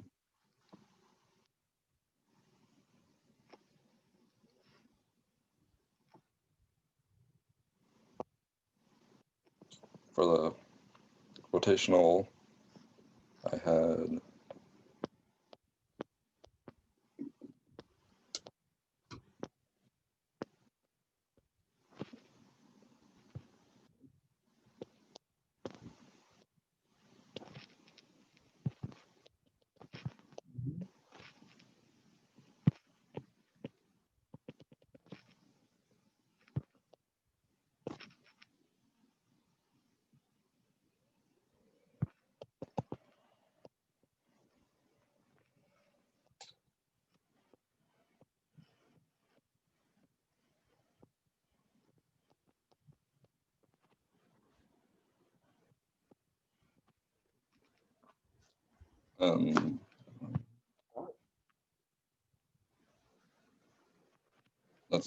that's how far I got. Okay, cool. Yeah, I mean, it looks, the free body diagram looks pretty good. The only comments that I would have are, instead of having the tension acting as a torque on the rotational body, having it as a force with the radius of the drum there, just to remind yourself that you have to actually make that into a torque. But it looks good otherwise. Nice job. So I will. I'll leave yours up right there. So you have something this. And they're giving you clues here, right? That this is the direction that omega is in. So it kind of it's trying to tell you that it wants a model in terms of omega. Okay. And then of course there's some force right here that I'm going to call F. You can call it F sub T, whatever you want to call that. I'm just going to call it. All right, so that's my rotation, and then this guy Again, you can pick whatever you want. I'm going to assume that I'm moving positive upward. There is gravity, right? So we do have to make sure we include that since there's no spring. And then this force is equal and opposite, right? Good stuff, Boston. Thank you.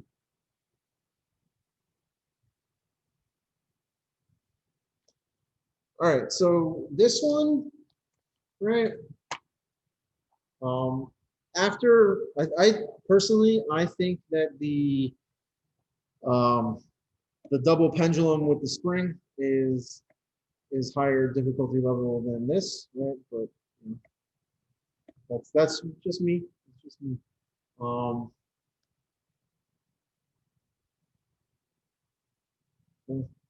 right, so inputs and outputs. What are our inputs and what are our outputs? Here.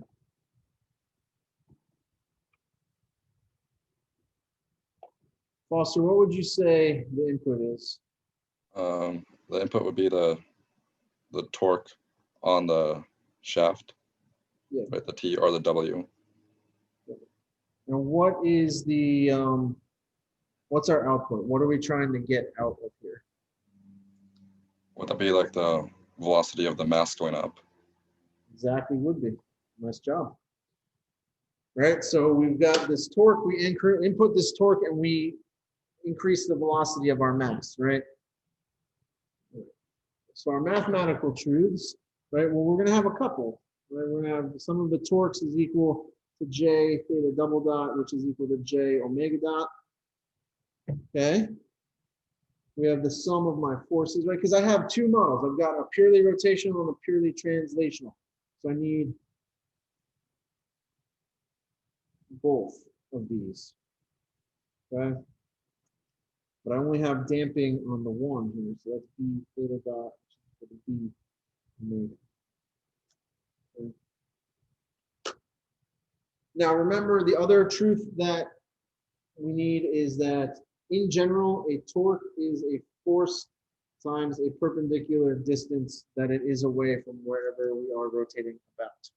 Right? That's the hidden, I guess that's the hidden truth, right? It's the hidden truth. So far, so good, everyone? Good? All right. So if we're going to get the model here, if we're going to get the model, what do we have to do? Well, we got to do a reduction. Let's do that. So if I'm going to reduce this, we'll start with the rotational side because why not? And that's J omega dot, because I'm going to keep this in terms of the angular velocity equal to T minus TB minus F sub T, right? That's times large R, right? Because let's go back to our FBD.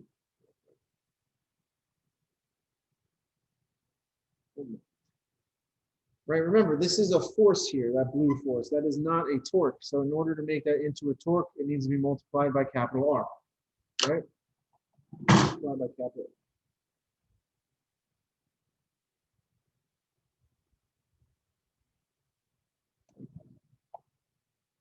Okay. I can plug some things in. J omega dot is equal T minus B omega minus F T times R. And finally, J omega dot plus B omega is equal to F T. Oh, sorry. I forgot the T. T minus F sub T.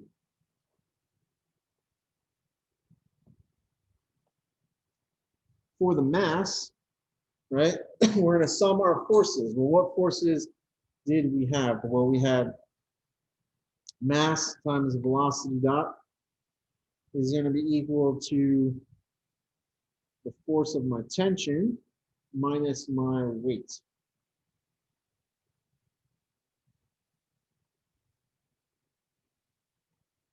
And there it is. Model complete.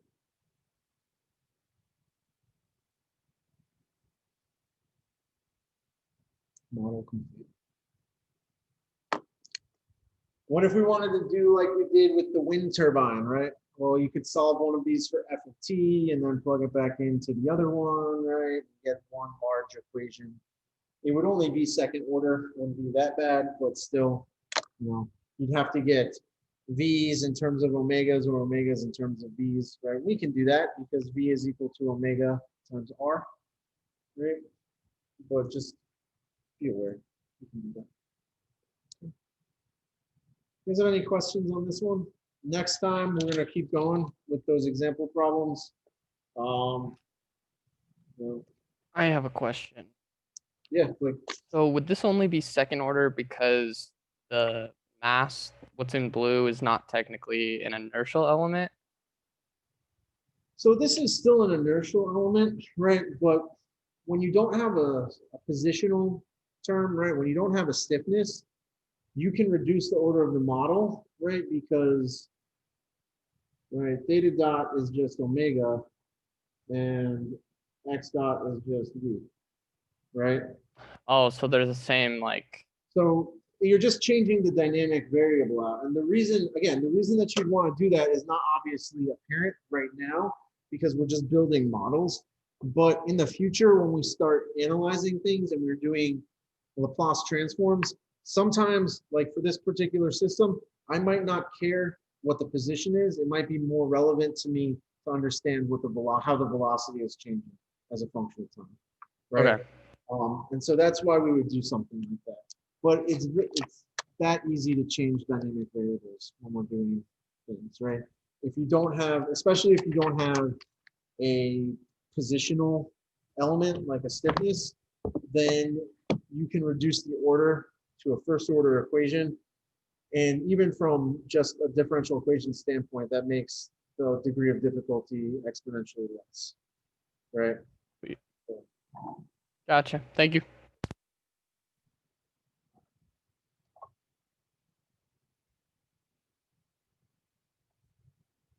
Anything else? No?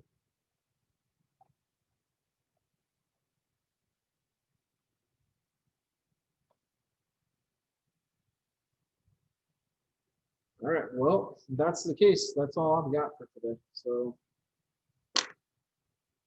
we'll do this and then we can be done. Then I have office hours from 3 to 5 today. Give me a couple minutes to get back into my office as I am in the glorious 235. Also, you know, I would like to eat, but I'll probably just do that during office hours. You miss us. One more week of lonely teaching. We're almost there. It's gonna be awesome when everybody comes back. It's too quiet in here. You're doing good. Oh, what happened? Lost picture. All right. Alrighty. Well, see you guys. Have a great rest of the day, and I will see you on Thursday, if not before. Bye. Goodbye. Good dog. Easy.